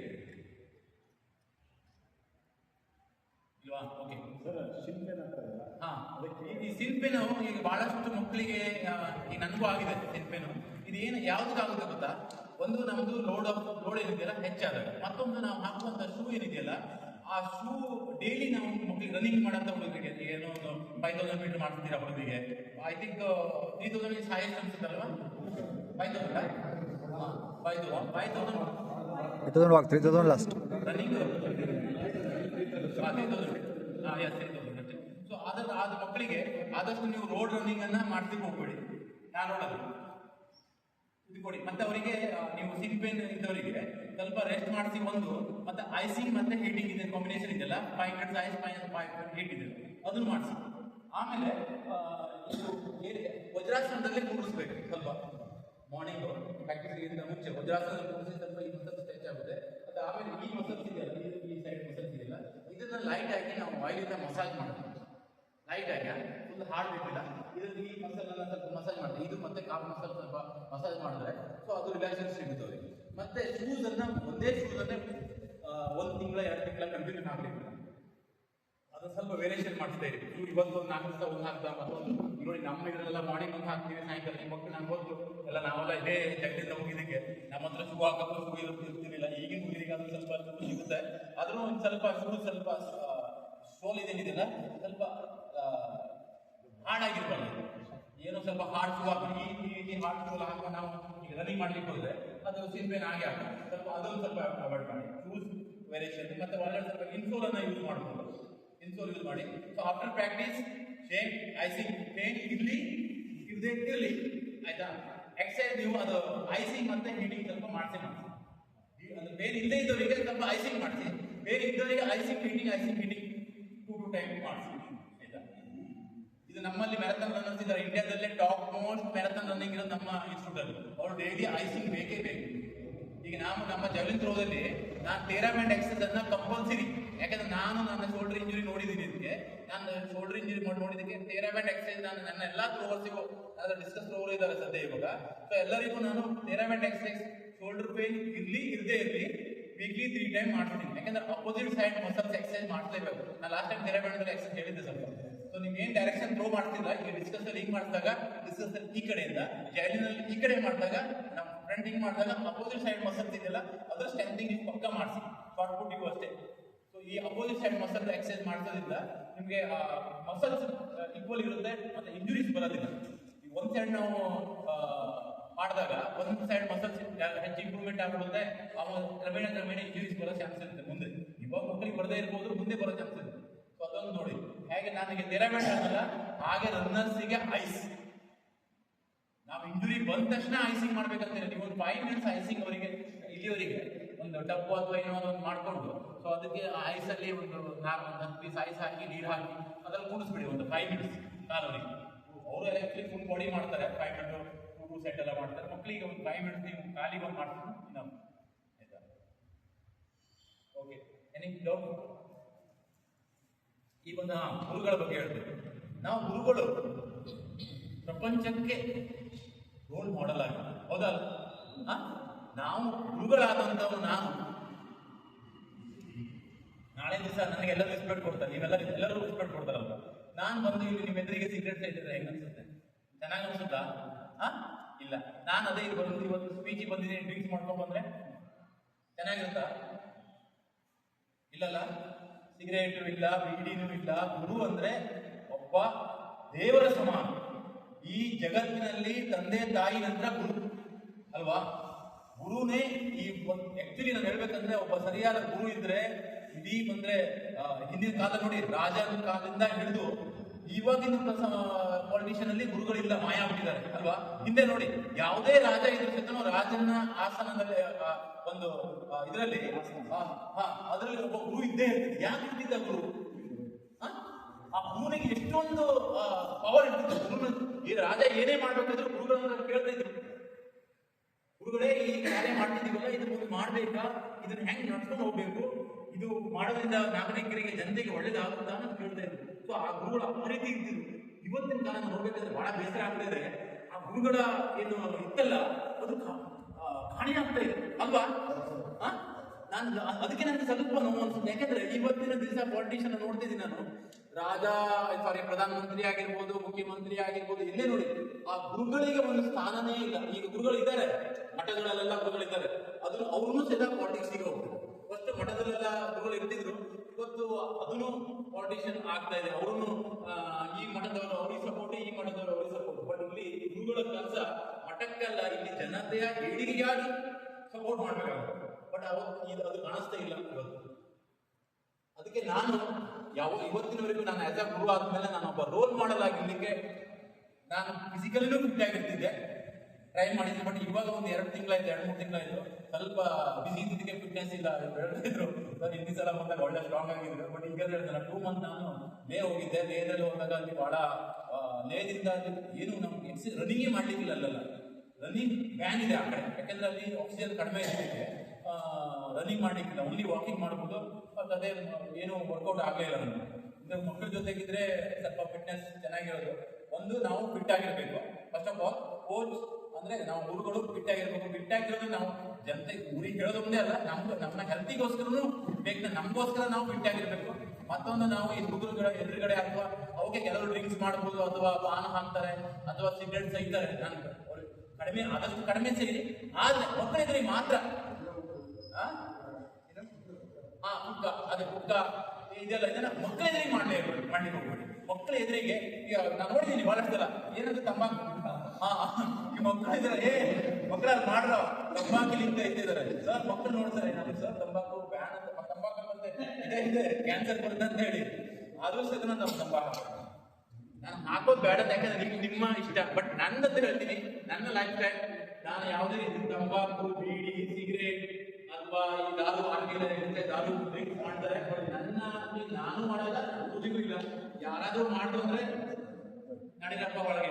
ಅಕಸ್ಮಾತ್ ಮಾಡಂತ ಹುಡುಗರು ಇರ್ತಾರೆ, ಟ್ಯಾಲೆಂಟೆಡ್ ಇದ್ರೆ ಅವ್ರಿಗೆ ನಾವು ಆ ಮಕ್ಕಳಿಗೆ ಸರಿಯಾದ ರಸ್ತೆ ಹೇಳ್ಕೊಡು. ಈಗ ನನ್ನ ಮೊನ್ನೆ ಒಬ್ಬ ಹುಡುಗ ಬಂದಿದ್ದ UP ಅವನು, ಬಟ್ ಏಜ್ ಒಂದು 27 ಆಗಿದೆ, ಬಟ್ ಟ್ಯಾಲೆಂಟ್ ಒಳ್ಳೆ ಇತ್ತು ಹುಡುಗದ್ದು. ನನಗೆ ಯಾರೋ ಹೇಳಿದ್ರು, ಸರ್ ಆ ಹುಡುಗ ಸ್ವಲ್ಪ ಯಾಕೋ ಏನದು ಡ್ರಿಂಕ್ಸ್ ಮಾಡ್ತಾನೆ ಅಂತ ನನಗೆ ಹೇಳಿದ್ರು. ಬಟ್ ನಾನು ನೋಡಲಿಲ್ಲ, ಬಟ್ ಅವನಿಗೆ ನಾನು ಕೇಳಲೂ ಇಲ್ಲ ನೀನು ಡ್ರಿಂಕ್ಸ್ ಮಾಡ್ತಿದ್ದೆ ಅಂತ ಹೇಳಿ. ಬಟ್ ನಾನು ಅವನಿಗೆ ಏನಂದ್ರೆ, ಏನು ನೋಡು ಹೆಸರು ಸನ್ನಿ ಅಂತ ಹೇಳಿ, ಸನ್ನಿ ನಿನ್ನಂದ್ರೆ ದೇವರು ಒಳ್ಳೆ ಟ್ಯಾಲೆಂಟ್ ಕೊಟ್ಟಿದ್ದಾನೆ. ಈ ಟ್ಯಾಲೆಂಟ್ ಅನ್ನ ನೀನು ಇದೆಲ್ಲ ಹೆಂಗೆ ಡ್ರಿಂಕ್ಸ್ ಮಾಡಿ ಅಥವಾ ಏನೋ ದುಶ್ಚಟಗಳ ಮಾಡಿ ಹಾಗೆ ನಿನ್ನ ಲೈಫ್ ಹಾಳು ಮಾಡೋಕೆ ಇಷ್ಟಪಡ್ತೀಯಾ, ಅಥವಾ ಲೈಫಲ್ಲಿ ಏನಾದರೂ ಒಂದು ನಿಮ್ಗೆ ಸಿಕ್ಕಂತ ಅವಕಾಶ ಇದೆಯಲ್ಲ, ಈ ಅವಕಾಶ ಸರಿಯಾಗಿ ಉಪಯೋಗಿಸ್ಕೊಂಡು ಏನಾದ್ರು ಒಂದು ಆಗ್ಲಿಕ್ಕೆ ನಾವೆಲ್ಲ ಗೌರವ ಕೊಡುವಂತ ಆಗ್ಲಿಕ್ಕೆ ಇಷ್ಟಪಡ್ತೀಯಾ? ಇಷ್ಟೇ ಕೇಳಿದೆ. ಸರ್ ಇಲ್ಲ ಸರ್ ನಾನು ಮಾಡ್ಬೇಕಂದ್ರೆ ನೋಡ ನಾವೆಲ್ಲ ನನಗೆ ಯಾರೋ ಹೇಳ್ದಂಗಿತ್ತು, ಬಟ್ ನೀನು ಮಾಡ್ತೇವೆ ನನಗೆ ಗೊತ್ತಿಲ್ಲ ನೋಡು, ಬಟ್ ನಿನಗೆ ಗೊತ್ತಿದೆ ನೀನು ಮಾಡ್ತೀವಿಲ್ಲ ಅಂತ ನಿನಗೆ ಗೊತ್ತಿದೆ, ಗೊತ್ತಾಯ್ತಾ? ನೀನು ಮಾಡ್ತಿದ್ದು ನಿನಗೆ ಗೊತ್ತಿದೆ, ಬಟ್ ನನಗೆ ಗೊತ್ತಿಲ್ಲ. ಬಟ್ ನನಗೆ ಯಾರು ಹೇಳಿದ್ರು ಅಷ್ಟೇ, ಬಿಟ್ರೆ ನೋಡಿ ನಿನಗೆ ಅವಕಾಶ ಇದೆ. ನೋಡಿ ಇವತ್ತು ಅವನು ಹೇಳಿ ಬಂದಿದ್ದೆ, ಅವತ್ತು ವಿಡಿಯೋನು ಕಳಿಸ್ತಾ ಇದ್ದಾನೆ. 65 ಮಾಡ್ತಾ ಇದ್ದ ಒಂದೊಂದು 2 ತಿಂಗಳ ಹಿಂದೆ, ಈಗ 73 ಮೀಟರ್ ಮೊನ್ನೆ ಮಾಡಿ ವಿಡಿಯೋ ಕಳಿಸಿದ್ದ. ನೋಡಿ ನನ್ನ ಮೊನ್ನೆ ಭೇಟಿ ಆದಾಗ ಹೇಳಿದ, ಸರ್ ಚೆನ್ನಾಗಿ ಮಾಡ್ತೀನಿ ಸರ್ ಇವಾಗ ಅಂತ ವಿಡಿಯೋ ಎಲ್ಲ ಕಳಿಸ್ತಾ ಇದ್ರು. ನೋಡಿ ಅದು ಇನ್ವಾಲ್ವ್ ಆಗುವುದನ್ನ ನಾವು ಯಾವ ರೀತಿಯಾಗಿ ಡೆವಲಪ್ಮೆಂಟ್ ಅಂದ್ರೆ ಮೈಂಡ್ ಸೆಟಪ್ ಆ ರೀತಿ ಮಾಡಿಸ್ಕೊಡ್ಬೇಕು. ಇದು ಸ್ವಲ್ಪ ಸೀನಿಯರ್ ಲೆವೆಲ್ ಹೇಳ್ತಾ ಇದ್ದೀನಿ, ಆದ್ರೂ ಸಹಿತ ನಮ್ಮ ಗುರುಗಳಾದವರು ರೋಲ್ ಮಾಡಲ್ ಆಗಿರ್ಲಿಕ್ಕೆ ಇಷ್ಟಪಡ್ತೀನಿ ನಾನು. ಯಾವುದೇ ರೀತಿ ದುಶ್ಚಟಗಳಾಗಲಿ ಏನೋ ಒಂದು ಸಲ ಯಾವುದೋ ದೈಹಿಕ ಶಿಕ್ಷಕರು ಎಲ್ಲೋ ಒಂದು ತಪ್ಪು ಮಾಡಿದ್ರೆ ಈ ಹೆಸರು ಯಾಕಾಗುತ್ತೆ, ಆ ದೈಹಿಕ ಶಿಕ್ಷಕರಲ್ಲ ಈ ಟೀಚರ್ ಅವ್ರು ಸರಿ ಇಲ್ಲ ಮಾರಾಯ ಅಂತ ಹೆಂಗೆ ನೋಡಿ ಎಷ್ಟು ಹೆಸರು ಆಡಲ್ವಾ? ಒಬ್ರು ಯಾರೋ ಮಾಡಿದ ತಪ್ಪು ಎಲ್ಲರೂ ಯಾರೋ ಒಬ್ರು ಆರ್ಮಿ ಅವನು ಏನೋ ಅಂತ ಇದು ಮಾಡಿದಾನ ಅಂತ ಹೇಳ್ತಾರೆ, ಎಲ್ಲಾ ಆರ್ಮಿಯವ್ರು ಅದೇ ರೀತಿ ನೋಡ್ತಾರೆ. ಅದಕ್ಕೆ ನಾವು ನಮ್ಮ ದೈಹಿಕ ಶಿಕ್ಷಕರಿರಲ್ಲ, ಇವ್ರ ಮಕ್ಕಳಿಗೆ ಅಂದ್ರೆ ಸ್ಟಾರ್ಟಿಂಗ್ ಬೇಸ್ ಕೊಡುವಂತ ಗುರುಗಳಾಗಿರೋದಕ್ಕೋಸ್ಕರ ಒಳ್ಳೆ ರೆಸ್ಪೆಕ್ಟ್ ಇದೆ. ಆ ರೆಸ್ಪೆಕ್ಟ್ ಅನ್ನು ಉಳಿಸ್ಕೊಂಡು ಹೋಗೋದು ನಮ್ಮ ಕೈಲಿದೆ. ಅದನ್ನ ಉಳಿಸ್ಕೊಂಡು ಹೋಗಿ ನಾನಂತೂ ಸದಾ ನಮ್ಮ ಏನು ಒಬ್ಬ ಗುರುಗಳಿಗೆ ಯಾವ ರೀತಿ ಇರಬೇಕು, ಒಂದು ದಾಡಿ ಒಂದು ಬಿಡ್ತಾ ಇಲ್ಲ ನಾನು. ದಾಡಿ ಬಿಡ್ತಿದ್ರಲ್ಲ ಇದೆಲ್ಲ ಗುರುಗಳು ದಾಡಿ ಬಿಟ್ಕೊಂಡು ನೋಡಿ ಹೇಳ್ತಾರೆ, ನಾನು ದಾಡಿ ಒಂದು ಬಿಡ್ತಾ ಇಲ್ಲ. ಬಾಕಿ ಎಲ್ಲದನ್ನು ನಾನು ದೇವರ ಸ್ಮರಣೆ ಆಗಿರ್ಬೋದು, ಡೈಲಿ ನಾನು ಎಲ್ಲದನ್ನು ನಾನು ಮಾಡ್ತೀನಿ. ಮಕ್ಕಳಿಗೂ ನಾನು ಹೇಳ್ತೀನಿ, ಸಾಯಂಕಾಲ ದೇವರು ನಿಮಗೆ ಆಶೀರ್ವಾದ ಮಾಡ್ತಾನೆ. ಮತ್ತೆ ಹಿರಿಯವರಿಗೆ ದೊಡ್ಡವರಿಗೆ ಅವರಿಗೆಲ್ಲ ರೆಸ್ಪೆಕ್ಟ್ ಮಾಡೋದು ಕಲೀರಿ. ಇದೆಲ್ಲದನ್ನು ನಾನು ಇವತ್ತಿಗೂ ದೊಡ್ಡವರಿಗೆ ರೆಸ್ಪೆಕ್ಟ್ ಕೊಡ್ತೀನಿ. ಅವ್ರು ಯಾರೇ ಆಗಿರ್ಬೋದು. ನಮ್ಮಲ್ಲಿ ನಾನು ಯಾವುದೇ ರೀತಿ ಜಾತಿ ಗೀತಿ ನೋಡೋನಲ್ಲ. ಅದಕ್ಕೆ ನನಗೆ ಈಗ ಕನ್ನಡ ಹೋಗ್ತಿದ್ದೀನಿ. ಸೊ ದ ಡಿಸಿಪ್ಲಿನ್ ಮತ್ತೆ ಗುರುಗಳಾದವರು ದೇಶಕ್ಕೆ ಮತ್ತೆ ಒಂದು ನಮ್ಮ ಸಮಾಜಕ್ಕೆ ನಾವು ಮಾದರಿ ಆಗಿರೋಣ ಅಂತ ಹೇಳಲಿಕ್ಕೆ ಇಷ್ಟಪಡ್ತೀನಿ. ಸೊ ಅದ್ರ ಜೊತೆಗೆ ಈಗ ಸಪ್ಲಿಮೆಂಟ್, ಈಗ ಸ್ಪೋರ್ಟ್ಸ್ ಮಾಡ್ಬೇಕಂತಂದ್ರೆ ಕೆಲವೊಂದು ಸಪ್ಲಿಮೆಂಟ್ಸ್ಗಳೆಲ್ಲ ಯೂಸ್ ಮಾಡ್ತಾರೆ. ಈಗ ಈ ಲೆವೆಲ್ಗೆ ಸಪ್ಲಿಮೆಂಟ್ಗೆ ಅವಶ್ಯಕತೆನೇ ಇಲ್ಲ. ಆಕ್ಚುಲಿ ಹೇಳ್ಬೇಕಂದ್ರೆ ಸಪ್ಲಿಮೆಂಟ್ ಅವಶ್ಯಕತೆ ಇಲ್ಲ. ಈಗ ಮಕ್ಕಳಿಗೆ ನಾವು ಆದಷ್ಟು ಬಾದಾಮ್ 12 ಮುಕ್ಕಾಲಾಯ್ತು, ಇನ್ನು 15 ನಿಮಿಷ ಇದೆ. ಬಾದಾಮ್ ಅಥವಾ ಪಿಸ್ತಾ, ಕಾಜು, ಆಮೇಲೆ ಮಕ್ಕಾನಿ ಇವೆಲ್ಲ, ಅಥವಾ ನೀವು ಶೇಂಗಾ ಬೀಜ ಅಥವಾ ಕಡಲೆ ಇದನ್ನೆಲ್ಲ ನೆನೆಸಿ ಬೆಳಗ್ಗೆ ಕೊಡ್ಬೋದು. ಅವರಿಗೆ ಪೌಷ್ಟಿಕ ಆಹಾರ ಚೆನ್ನಾಗಿರುತ್ತೆ. ಜ್ಯೂಸು ಈಗ ಥ್ರೋ ಇವೆಂಟ್ ಮಾಡೋರಿಗೆ ನೀವು ಪ್ರಾಕ್ಟೀಸ್ ಬಂದ ತಕ್ಷಣ ಬಾದಾಮ್ ಅಥವಾ ಈ ರೀತಿ ಜ್ಯೂಸನ್ನು ಮಾಡ್ಕೊಡ್ಬೋದು. ಪ್ರೋಟೀನ್ ಯಾವುದೇ ರೀತಿ ಸಪ್ಲಿಮೆಂಟ್ ಬಗ್ಗೆ ಹೋಗುವ ಅವಶ್ಯಕತೆ ಇಲ್ಲ. ಈಗ ಅದೇನಿದ್ರು ನಾವು ಸೀನಿಯರ್ ಮೂವ್ಮೆಂಟ್ ಹೋದಾಗ ಅವ್ರದ್ದು ಏನೋ ಒಂದು ಟ್ಯಾಲೆಂಟೆಡ್ ಎಕ್ಸ್ಟ್ರಾ ಆರ್ಡಿನರಿ ಟ್ಯಾಲೆಂಟ್ ಇದ್ದಾಗ ಅವಾಗ ಅವರಿಗೆ ಪ್ರೋಟೀನ್ ಗೀಟೀನ್ ಕೊಡ್ಬೋದು, ಬಿಟ್ರೆ ಅವಶ್ಯಕತೆ ಇಲ್ಲ. ಇವತ್ತು ನಾವು ಮನವಿ ಮಾಡ್ತಾ ಇದ್ದಾನೆ ಓನ್ಲಿ ಪ್ರೋಟೀನ್. ನೀವೆಲ್ಲ ಕೇಳಿದ್ರು ಪ್ರೋಟೀನ್ ಮತ್ತೆ ಕ್ರೇಟಿನ್ ಕೇಳಿದ್ರು ಐ ಥಿಂಕ್ ಅನ್ಸುತ್ತೆ. ಕ್ರೇಟಿನ್ ಅಂತ ಒಂದು ಸಪ್ಲಿಮೆಂಟ್ ಬರುತ್ತೆ. ಸೊ ಆ ಕ್ರೇಟಿನ್ ಮತ್ತೆ ಪ್ರೋಟೀನ್ ತಗೊಂಡು ಇವತ್ತು 90 ಮೀಟರ್ ಥ್ರೋ ಮಾಡ್ತಾರೆ. ನಾನು ಮನು ಅದೇ ಹೇಳಿದೆ, ಮನು ಅವತ್ತು ನಾರ್ಮಲ್ ಆಗಿರ್ಬೇಕಾದ್ರೆ ಕ್ರೇಟಿನ್ ಜೊತೆಗೆ ಕೆಲವೊಂದು ಜಿನ್ಸಿಂಗ್ ಆಗಿರ್ಬೋದು ಅಥವಾ ಮಲ್ಟಿ ವಿಟಮಿನ್ ಅಥವಾ ಮತ್ತೊಂದು ಅಮೀನು ಎಲ್ಲ ಸಪ್ಲಿಮೆಂಟ್. ಸೊ ಇದನ್ನ ತಗೊಳ್ತೀನಿ. ನಾನು ಹೇಳಿದೆ, ಮನು ಅಷ್ಟಾರು ತಗೊಳ್ತಿದ್ದಿಲ್ಲ ನೋಡಿ, ಇವಾಗ ಏನೂ ತಗೊಳ್ತಿಲ್ಲ, ನೀನು ಓನ್ಲಿ ಪ್ರೋಟೀನ್ ಕ್ರೇಟಿನ್ ತಗೊಂಡೆ 90 ಮೀಟರ್ ಮಾಡ್ತಿದ್ದಿಲ್ಲ ಅಂತ. ಸರ್ ಇದೆಲ್ಲ ನೋಡಿ ಪ್ರಾಕ್ಟೀಸ್ ಮತ್ತೆ ನಮ್ಮ ಮೈಂಡ್ ಸೆಟ್. ನಾನು ಇದನ್ನ ತಿಂದ್ರೆ ನಾನು ಸ್ಟ್ರಾಂಗ್ ಆಗ್ತೀನಿ ಅಂದ್ರೆ ಸ್ಟ್ರಾಂಗ್ ಆಗ್ತೀನಿ ಅಂತ ನಾವು ತಿಳ್ಕೊಂಡ್ರೆ ಮತ್ತೆ ನಾವು ಗುರುಗಳು ಅವರಿಗೆ ಆ ರೀತಿ ಮತ್ತೆ ಅಡ್ವೈಸ್. ಈಗ ನಾನು ಹೇಳ್ತಲ್ಲ, ನಮ್ಮ ಮಕ್ಕಳಿಗೆ ಅವ್ರಿಗೆ ಮಾತಾಡ್ತಿದ್ರೆ ಬೆಟರ್. ಎಷ್ಟು ನಮ್ಮ ಸರ್ ಏನ್ ಹೇಳ್ತಾರೆ ನಡ್ಕೊಂಡು ಹೋದ್ರೆ ಚೆನ್ನಾಗಿರುತ್ತೆ. ಅದ್ರ ಜೊತೆಗೆ ಸರಿಯಾಗಿ ನಾವು ಕಲ್ತ್ಕೊಂಡ್ರೆ ಎಲ್ಲ ಮಾಡ್ಬೋದು. ಆ ಮಕ್ಕಳು ಮತ್ತೆ 4 ಜನ ಎಲ್ಲ ಹೇಳೋದ್ರು ಮಾಡ್ಬೇಕು. ಒಬ್ಬರು ನಾವು ಕಲಿಸ್ಬೇಕಾದ್ರೆ ಮಕ್ಕಳಿಗೆ ಅಲ್ಲಿ ಒಬ್ಬರೇ ಟೀಚರ್ ಇರ್ಬೇಕಂತ. ಅದಕ್ಕೆ ನೋಡಿ, ಒಂದು ಶಾಲೆಗೆ ಒಬ್ಬ ಹೆಡ್ ಮಾಸ್ಟರ್ ಇರ್ತಾರೆ, ಒಂದು ಊರಿಗೆ ಒಬ್ಬ ಪಂಚಾಯತ್ ಅಧ್ಯಕ್ಷ ಇರ್ತಾನೆ, ಒಂದು ದೇಶಕ್ಕೆ ಅಥವಾ ಒಂದು ಸ್ಟೇಟಿಗೆ ಒಬ್ಬ ಮುಖ್ಯಮಂತ್ರಿ, ಒಂದು ದೇಶಕ್ಕೆ ಒಬ್ಬ ಪ್ರಧಾನಮಂತ್ರಿ, ಒಂದು ಮನೆಗೆ ಒಬ್ಬ ಒಡೆಯ, ಹಾಗೆಲ್ವಾ? ಅದೆಲ್ಲ ಮಾಡಿದ್ದು ಇದೆಲ್ಲ ಇದಕ್ಕೋಸ್ಕರನೇ. ಈಗ ನಾವೀಗ ಅದೇ ಇರ್ತಲ್ಲ, ಈಗ ಕಬಡ್ಡಿ ಟೀಮ್ ತಗೊಂಡು ಹೋಗಿದ್ದಾರೆ ಒಂದು, ಈಗ ನಾವು ಆಮೇಲೆ ತಗೊಂಡು ಹೋಗಿದ್ದಾರೆ ತಗೊಳ್ಳಿ, ಅಲ್ಲಿ ಒಂದು 3 ಜನ ಟೀಚರು ಕೋಚಿಂಗ್ ಮಾಡಿ ಶುರು ಮಾಡ್ಬಿಟ್ರೆ ಅಲ್ಲಿ ಮ್ಯಾಚ್ ಮುಗಿದೋಯ್ತು. ಅಲ್ಲಿ ಮುಗಿದ ಕತೆ ಅಲ್ಲಿ ಒಬ್ಬರೇ ಯಾರು ಆಮೇಲೆ ಒಬ್ಬರೇ ಇರ್ಬೇಕು. ಅಂದ್ರೆ ನೋಡಿ ಹೇಳೋ ಡೈರೆಕ್ಷನ್ ಈಗ ನಾನು ಓಕೆ ನಾನು ಅನ್ಕೊಡ್ತೀನಿ, ನಾವು ಹಾವೇರಿಯಿಂದ ನಾವು 3 ಜನ ಕೋಚ್ ಇದೀವಿ ಆಯ್ತಾ. ಇದರಲ್ಲಿ ಯಾರಾದ್ರೂ ಒಬ್ಬರಿಗೆ ನಾವು ಫುಲ್ ಸಪೋರ್ಟ್ ಕೊಡ್ಬೇಕು. ಓಕೆ ನೀವು ಸೀನಿಯರ್ ಇದ್ದೀರಪ್ಪ, ನೀವೇ ಹೇಳಿ ಮಕ್ಕಳಿಗೆ. ಬಟ್ ನಾವು ಅಡ್ವೈಸ್ ಮಾಡಿದ ಯಾರು ಗೊತ್ತಾ, ನಾವು ಇವ್ರಿಗೆ ಹೇಳ್ಬೇಕು, ಇವ್ರಿಗೆ ಹೇಳ್ಬೇಕು, ಇವ್ರು ಅವ್ರ ಮಕ್ಕಳಿಗೆ ಹೇಳ್ಬೇಕು. ಅದು ಬಿಟ್ಟು ನಾವು 3 ಜನರು ಮಕ್ಕಳಿಗೆ ಹೇಳಿದ್ರೆ ಅವರೇ ನಾವಿಲ್ಲ ಈಗ ಯಾರು ಮಾತು ಕೇಳ್ಬೇಕು, ಈ ಸಲ ಹೇಳೋ ಮಾತು ಕೇಳ್ಬೇಕು, ಇವ್ರು ಕೇಳ್ಬೇಕು, ನಾನು ಕೇಳ್ಬೇಕು. ಸೇಮ್ ಕಬಡ್ಡಿ ಹಂಗೆ, ಕಬಡ್ಡಿ ಟೀಮ್ ಇವೆಂಟ್ ಇದೆಲ್ಲ ಅವ್ರಿಗೆ ಮಕ್ಕಳಿಗೆ ಅಡ್ವೈಸ್ ಮಾಡೋದು ಒಬ್ಬರೇ ಆಗಿರ್ಬೇಕು. ಆದ್ರೆ ಮಕ್ಕಳದಿಂದ ಈ ಕಲ್ಚರ್ ಏನಿದೆಲ್ಲ ಇವ್ರಿಗೆ ನಾವು 10 ಜನನೇ ಅಡ್ವೈಸ್ ಮಾಡ್ಬೋದು. ಸರ್ ಹಿಂಗ್ ಮಾಡಿ ನೋಡಿ ಸರ್ ಅಂತ ನಾವು ಇವ್ರಿಗೆ ಹೇಳ್ಬೇಕಾಗಿದ್ರೆ ಮಕ್ಕಳಿಗೆ ನಾವು ಡೈರೆಕ್ಟ್ ಆಗಿ ಇದು ನಾವು ಈ ಕೋಚಿಂಗ್ ಅಲ್ಲಿ ಇದನ್ನ ಒಂದು ಸ್ವಲ್ಪ ಕಲ್ತ್ಕೋಬೇಕು. ಸ್ವಲ್ಪ ನನ್ನ ಕೋಚಿಂಗ್ ಅಲ್ಲೂ ಅಷ್ಟೇ, ನಾನು ಕೋಚಿಂಗ್ ಮಾಡೋ ಟೈಮಿಗೆ ಇನ್ನೊಬ್ಬರಿಗೆ ಅಲೌಡ್ ಇದ್ರೂ ಬಂದು ಕುತ್ಕೊಂಡು ನೋಡಿ ಅಕಸ್ಮಾತ್ ಏನಾದ್ರು ಕರೆಕ್ಷನ್ ಇದ್ರೆ ನನಗೆ ಹೇಳಿ. ನನ್ನ ಮಕ್ಕಳು ಮಾಡೋ ಟೈಮಿಗೆ ಕೆಲವು ಸೀನಿಯರ್ ಪ್ಲೇಯರ್ ಇರ್ತಾರಲ್ಲ, ಆ ಸೀನಿಯರ್ ಪ್ಲೇಯರ್ ಜೂನಿಯರ್ ಪ್ಲೇಯರ್ಗೆ ನೀನ್ ಮಾಡು ನೋಡಿ, ನಂದು 2 ಕಣ್ಣಿದೆ, ನಿಮ್ದು 2 ಕಣ್ಣಿದೆ, ನಿಮ್ದು 2 ಕಣ್ಣಿದೆ, ನಿಮ್ ಕಣ್ಣು ಏನೋ ನೋಡುತ್ತೆ, ನನ್ನ ಕಣ್ಣು ಏನೋ ನೋಡುತ್ತೆ ಆಯ್ತಲ್ಲ ಅಲ್ವಾ. ಅದಕ್ಕೋಸ್ಕರ ಯಾವತ್ತೂ ಕೋಚಿಂಗ್ ಮಾಡೋ ಟೈಮಿಗೆ ನೀವು ಹೇಳ್ತಾ ಇದ್ದೀರಂದ್ರೆ ನೀವೇ ಹೇಳ್ಬೇಕು. ನಾನಲ್ಲಿ ಮತ್ತೆ ನಾನು ದೊಡ್ಡ ಕೋಚು ಅಂತ ಹೇಳಿ ನಾನು ಬಂದು ಹೇಳ್ದಂದ್ರೆ ನನ್ನಂತ ಮೂರ್ಖ ಯಾರು ಇಲ್ಲ. ಅಂದ್ರೆ ನಾನು ಗಮಂಡಿ ಅಂತ ನಾನು ಬಹಳ ದೊಡ್ಡವನು, ನಾನು ಯಾಕೆ ಅವರಿಗೆ ಹೇಳ್ಬೇಕು, ನಾನೇ ಹುಡುಗಿ ಹೇಳ್ಬೋದಲ್ಲ. ಇದು ನಮ್ಮಲ್ಲಿ ಕೋಚಿಂಗ್ ಅಲ್ಲಿ ಕಲ್ತ್ಕೊಳ್ಬೇಕು ನಾವು. ಯಾವಾಗಲೂ ಯಾರೇ ಕೆಲವರಲ್ಲಿ ಇರುತ್ತೆ, ಅದನ್ನ ನಾವು ತಪ್ಪಿಸ್ಲಿಕ್ಕೆ ಆಗಲ್ಲ. ನನ್ನ ಈಗ ನಾನು ತೋರಿದೆ ನಮ್ಮ ಹುಡುಗರಿಗೆ ಅಂತ ಫಸ್ಟ್ ನೋಡಿ, ನಾನು ಗ್ರೌಂಡ್ ಅಲ್ಲಿ ಇರೋ ತನಕ ಯಾರೊಬ್ರು ಹೇಳಲಿಕ್ಕಿಲ್ಲ, ಏನೇ ಹೇಳ್ತಿದ್ರು ಆಮೇಲೆ ಹೇಳಿ ಅಥವಾ ನನಗೆ ಹೇಳಿ ಅಷ್ಟೇ. ಇದು ಒಂದು ಇರ್ಬೇಕು ಕೋಚಿಂಗ್ ಅಲ್ಲಿ. ಸೊ ಆಮೇಲೆ ಸಪ್ಲಿಮೆಂಟ್ ಹೇಳಿದೆ. ಆಮೇಲೆ ಮೋಟಿವೇಶನ್, ಮಕ್ಕಳಿಗೆ ಮೋಟಿವೇಶನ್ ಮಾಡಲೇಬೇಕಾಗುತ್ತೆ. ಮೋಟಿವೇಶನ್ ಇಂದಲೇ ನೀವು ಯೋಗ ಮಾಡಿಸಿ, ಅದ್ರ ಜೊತೆಗೆ ಮೆಡಿಟೇಷನ್ ಮಾಡಿಸಿ ಮಕ್ಕಳಿಗೆ ಸ್ವಲ್ಪ. ಸೊ ಅವರಲ್ಲಿ ಇರುವಂತಹ ಒಂದು ಶಕ್ತಿಯನ್ನ ಮೋಟಿವೇಶನ್ ಮಾಡೋದಂದ್ರೆ ಅದೇ ಈ ಮೆಡಿಟೇಷನ್ ಎಲ್ಲ ಮಾಡಿಸಿದಾಗ ಮಕ್ಕಳಲ್ಲಿ ಒಂದು ಕಾನ್ಸಂಟ್ರೇಷನ್ ಇಂಪ್ರೂವ್ಮೆಂಟ್ ಮಾಡ್ಲಿಕ್ಕಾಗುತ್ತೆ. ಸೊ ನಾವು ಮಕ್ಕಳಿಗೆ ನಾನು ಮೆಡಿಟೇಷನ್ ಅನ್ನು ಮಾಡಿಸ್ತೀನಿ, ಅದ್ರ ಜೊತೆಗೆ ಮೋಟಿವೇಶನ್ ಅವಾಗ ಡೈಲಿ ನಾವು ಅದನ್ನೇ ಹೇಳಲಿಕ್ಕಿಲ್ಲ. ಅವಾಗ ಯಾರ್ಯಾರು ಸಾಧನೆ ಮಾಡಿರ್ತಾರಲ್ಲ ಆ ಸಾಧಕರ ಬಗ್ಗೆ ಅವಾಗ ಹೇಳಿ ಅವರು ಎಷ್ಟು ಬಳಸ್ತಿಯಿಂದ ಎಲ್ಲಿ ಹೋಗ್ಬಿಟ್ಟಿದ್ದಾರೆ. ಸಚಿನ್ ಅನ್ನು ಸಹಿತ 10th ಫೇಲ್ ಆದ್ರು ಎಂತ ನಾವು ದೇವರ ಕ್ರಿಕೆಟಿನ ಗಾಡ್ ಅಂತ ಹೇಳ್ತೀವಿ ನೋಡಿ. ನಾನು ಇವತ್ತು ಈ ಸ್ಟೇಜಿಗೆ ಬಂದಿದ್ದೆ, ನಾನು ಎಲ್ಲ ಯಾವತ್ತು ನಾನು ಕಷ್ಟದಲ್ಲಿದ್ದಾಗ, ನಾನು ಪ್ರಾಬ್ಲಮ್ ಅಲ್ಲಿ ಇದ್ದಾಗ ಈ ಕೆಲವೊಂದು ಹಿಸ್ಟ್ರಿಗಳು ನಾನು ಹೆಚ್ಚಾಗಿ ಹೋಗ್ಬೇಕಾದ್ರೆ ಓದಿದ್ದೆಲ್ಲ ಹೆಚ್ಚಾಗಿದೆ. ನಾನು ಹಳೆ ಈಗ ಪೃಥ್ವಿರಾಜ್ ಚೌಹಾಣ್ ಆಗಿರ್ಬೋದು, ಮಹಾರಾಣಾ ಪ್ರತಾಪ್ ಅಥವಾ ಶಿವಾಜಿ ಮಹಾರಾಜ್, ಇವ್ರ ಬಗ್ಗೆ ಎಲ್ಲ ನಾನು ಕೇಳ್ತಾ ಇರ್ತಿದ್ದೆ. ನನಗೂ ಏನನ್ಸುತ್ತೆ ಅವ್ರ ಬಗ್ಗೆ ಎಲ್ಲ ಕೇಳಿದಾಗ ನನ್ನಲ್ಲೂ ನಾನು ಅವ್ರಂಗೆ ಏನಾದ್ರು ಒಂದು ಸಾಧನೆ ಮಾಡಬೇಕು, ಅವರೆಲ್ಲ ಪೂರ್ತಿ ಮಾಡ್ಕೊಳ್ತೇವೆ. ಯಾರೇ ಆಗಿರ್ಬೋದ್ರಿ, ಹಳೆಯವರಾಗಿರ್ಬೋದು, ಹೊಸರು ಯಾರು ಸಾಧನೆ ಮಾಡಿದಾರಲ್ಲ ಅವ್ರ ಬಗ್ಗೆ ಎಲ್ಲ ನಾವು ಮಕ್ಕಳಿಗೆ ಅವಾಗ ಹೇಳ್ತಾ ಇದ್ದಾರೆ. ಯಾರೇ ಇದ್ರು ಅವ್ರು ಅವಾಗ ಏನಾಗುತ್ತೆ, ಅವ್ರು ಹುಡುಗರಿಗೂ ನಾವು ಏನಾದ್ರು ಒಂದು ಮಾಡಬೇಕು ಅನ್ಸುತ್ತೆ ಅವರಲ್ಲಿ ಬರುತ್ತೆ, ಭಾವನೆ ಬರುತ್ತೆ. ಆ ಭಾವನೆ ಬಂದಾಗ ಅವರು ಜಾಗೃತರಾಗ್ತಾರೆ. ಅವರು ಆ ಕೆಟ್ಟ ರಸ್ತೆ ಹೋಗೋದನ್ನ ಬಂದ್ ಮಾಡಿ ಒಂದು ಒಳ್ಳೆ ಇದಕ್ಕೆ ಹೋಗ್ಲಿಕ್ಕೆ ಟ್ರೈ ಮಾಡ್ತಾರೆ. ಓಕೆನಾ. ಆಮೇಲೆ ಈಗ ಮತ್ತೊಂದು ಮೇನ್ ಅಂದ್ರೆ ಸ್ಪಾನ್ಸರ್ಸ್. ಈಗ ನಾವು ನೋಡಿ, ಈಗ ನಾವು ಪಿ ಟೀಚರ್ಸ್ ಆದಂತವ್ರು ಮಕ್ಕಳಿಗೆ ಕಲಿಸ್ತೀವಿ, ನಮ್ಮ ಹತ್ರ ಎಷ್ಟು ಶಕ್ತಿ ಇದೆ, ನಾವು ಏನು ಕರೋಡ್ಪತಿಗಳ ಅಲ್ಲ. ನಾವು ಏನೋ ಸ್ಯಾಲ್ರಿ ಬರುತ್ತೆ ಗೌರ್ಮೆಂಟ್ ಇಂದ, ಆ ಸ್ಯಾಲ್ರಿಯಿಂದ ನಾವು ಮಾಡ್ತೀವಿ. ಬಟ್ ಅದು ನಮ್ಮನ್ನ ಕೈಯಿಂದ ಖರ್ಚಾಗುತ್ತೆ.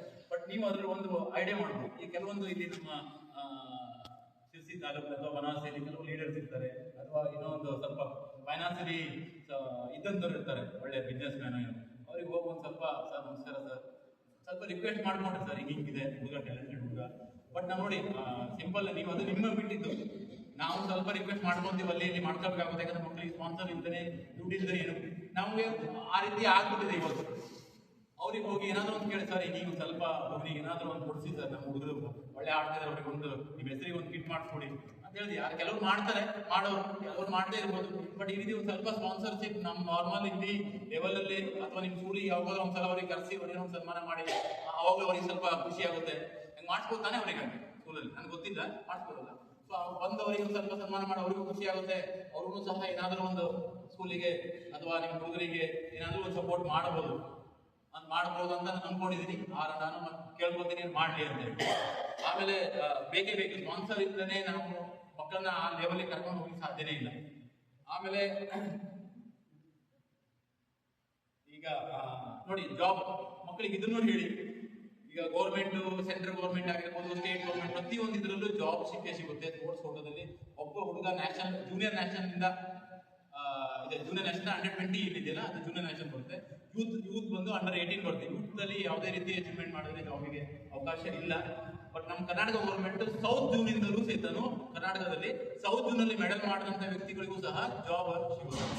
ಎಲ್ಲಾ ಇದರಲ್ಲೂ 2% 2% ಜಾಬಲ್ಲಿ ಸ್ಪೋರ್ಟ್ಸ್ ಮ್ಯಾನಿಗೆ ಇಟ್ಟಿದ್ದಾರೆ. ಸೊ ಇದ್ರ ಬಗ್ಗೆ ಸ್ವಲ್ಪ ನಾಲೆಜ್ ತಗೊಂಡು ಸೊ ಆ ಮಕ್ಕಳಿಗೆ ಹೇಳಿ ಯಾರಾದರೂ ಚೆನ್ನಾಗಿ ಸ್ಪೋರ್ಟ್ಸ್ ಮಾಡ್ತಾರೆ ಯಾವುದೇ ಇವೆಂಟಲ್ಲಿ ಆಗಿರ್ಬೋದು ಅವ್ರಿಗೆ ಅವಾಗ ಒಂದು ನಿಮಿಷ ಯಾರೋ ಆಯ್ತಂದ್ರೆ ನೋಡಿದ್ರಾ ಇದೊಂದು ಹೇಳ್ತೀನಿ ನೋಡಿ.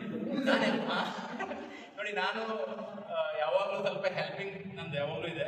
ನಾನು ಫಸ್ಟ್ ನ್ಯಾಷನಲ್ ಮೆಡಲ್ ಆಗಿದ್ದು ನನ್ನ ಹೆಲ್ಪಿಂಗ್ ನೇಚರ್ ಇಂದಲೇ ಆಗಿದೆ ಅಂತ ನಾನು ತಿಳ್ಕೊಳ್ತೀನಿ. ಯಾಕೆಂದ್ರೆ ನಾನು ಇನ್ನೊಬ್ಬರಿಗೆ ಸಹಾಯ ಸದಾ ಮಾಡ್ತಾ ಇದ್ದೀನಿ. ನನಗೂ ದೇವರು ಈ ಕಡೆಯಿಂದ ನಾನು ಅಕಸ್ಮಾತ್ ನಾನು ಇವ್ರಿಗೆ ಸಹಾಯ ಮಾಡಿದ್ರೆ ಇವರೇ ಮಾಡ್ಬೇಕಂತ ಇಲ್ಲ, ಇನ್ನೊಬ್ಬರು ಸಹಿತ ಸಹಾಯ ಮಾಡಿ. ನಾನು ಇವತ್ತು ಆರ್ಮಿ ರಿಟೈರ್ಡ್ಗೆ ಹೋದಾಗ ನಾನು ಹೋದಲ್ಲಿ ಎಲ್ಲ ಕಡೆನೂ ನನಗೆ ಪಾಪ ಎಷ್ಟೊಂದು ಜನ ಎಷ್ಟು ಸಹಾಯ ಮಾಡಿದ್ದಾರೆ. ನಾನು ಮೆಡಿಕಲ್ ಮಾಡ್ತಿದ್ದ ಒಂದೇ ದಿವಸದಲ್ಲಿ ಪಾಪ ಅವ್ರಿಗೆ ಓಡಿಸೋದವರು ಒಂದೇ ದಿವಸದಲ್ಲಿ ನಾನು ಮೆಡಿಕಲ್ ಒಂದ್ ದಿವಸನಲ್ಲ ರಾತ್ರಿ ನಾನು ಮೆಡಿಕಲ್ ಮಾಡ್ತಿದ್ದಾರೆ. ಆಕ್ಚುಲಿ ನಾನು ನಾರ್ಮಲ್ ಆಗಿ ಮೆಡಿಕಲ್ ಮಾಡ್ಲಿಕ್ಕೆ ಹೋದ್ರೆ ಒಂದು 7 days ಬೇಕಾಗುತ್ತೆ. ಅದನ್ನ ಒಂದೇ ದಿವಸ ಮೆಡಿಕಲ್ ನಾನು ಹೇಳಿದೆ ಸರ್ ಹೀಗಿದೆ ಈಗ ಪೆನ್ಷನ್ ಹೋಗ್ತಿದ್ದೀನಿ ಅಂತ. ಎಲ್ಲೂ ಹೋದ್ರು ಸಹಿತನು ಮತ್ತೆ ನಾವು ಪೆನ್ಷನ್ ಬಂದಾಗ 25 days ನಮ್ದು ಪೆನ್ಷನ್ ಡ್ರಿಲ್ ಇರುತ್ತೆ. ಸೊ ನಿಮ್ಮಲ್ಲಿ ಇದೆಲ್ಲ ಗೊತ್ತಿಲ್ಲ, ನಮ್ಮಲ್ಲಿ ಇದೆ ಆರ್ಮಿಲಿ ಪೆನ್ಷನ್ ಡ್ರಿಲ್ ಅಂದ್ರೆ ಅದು ನಮಗೆ ಕೆಲವೊಂದು ಎಜುಕೇಶನ್ ಕಂಪ್ಯೂಟರ್ ಕೋರ್ಸು ಅದು ಇದು ಏನೋ ಒಂದು 4 ಕೋರ್ಸ್ ಮಾಡಿಸ್ತಾರೆ. ಸೊ ಅದೆಲ್ಲ ಸರ್ಟಿಫಿಕೇಟ್ ಕೊಡ್ತಾರೆ. ಆ ಸರ್ಟಿಫಿಕೇಟ್ ಕೊಟ್ಟು ಮುಂದೆ ನಾವು ರಿಟೈರ್ಡ್ ಆಗಿ ಹೋದ್ಮೇಲೆ ಅವ್ರು ಏನೋ ಒಂದು ಲೈಫ್ ಸೆಟಲ್ ಆಗಿದೆ. ಸೊ ಅಲ್ಲಿ ಬಂದಾಗ 20 ದಿವಸ ರಜೆ ಕೊಡೋದಿಲ್ಲ. ಆಕ್ಚುಲಿ ನನಗೆ 4 ದಿವಸ ರಜೆ ಕೊಡು, 4 ಬಾರಿ ರಜೆ ಕೊಡು. ಅಲ್ಲಿ ನಾನು ನಮ್ಮ ಸೀನಿಯರ್ ಒಬ್ಬರು ಇದ್ರು, ಅವ್ರಿಗೆ ಹೇಳಿದ್ರು ಸರ್ ಈಗ ನಾನು ಹೊರಗಡೆ ಹೋಗ್ತಿದ್ದಕ್ಕೆ ಮೆಡಿಕಲ್ ಆಗಬೇಕಿತ್ತು, ಆಮೇಲೆ PCC ಅಂತ ಹೇಳಿ ಮಾಡ್ತಿದ್ರು, ಪೊಲೀಸ್ ವೆರಿಫಿಕೇಶನ್ ಸರ್ಟಿಫಿಕೇಟ್ ಮಾಡ್ತಿದ್ರು. ಸೊ ಇದಕ್ಕೆ ನನಗೆ ಮುಂಬೈ ಅಹಮದಾಬಾದ್ರಿಂದ ಮುಂಬೈ ಒಂದು 300 ಕಿಲೋಮೀಟರ್. ಸೊ ಅದಕ್ಕೆ ಓಡಾಡೋದಕ್ಕೆ ನಾನು 4 ಬಾರಿ ರಜೆ ತಗೊಂಡು ಹೋಗ್ಬೋದು. ಒಬ್ಬರ ಯಾರಾದರೂ ಹೆಲ್ಪ್ ಮಾಡೇ ಮಾಡ್ತಾರೆ.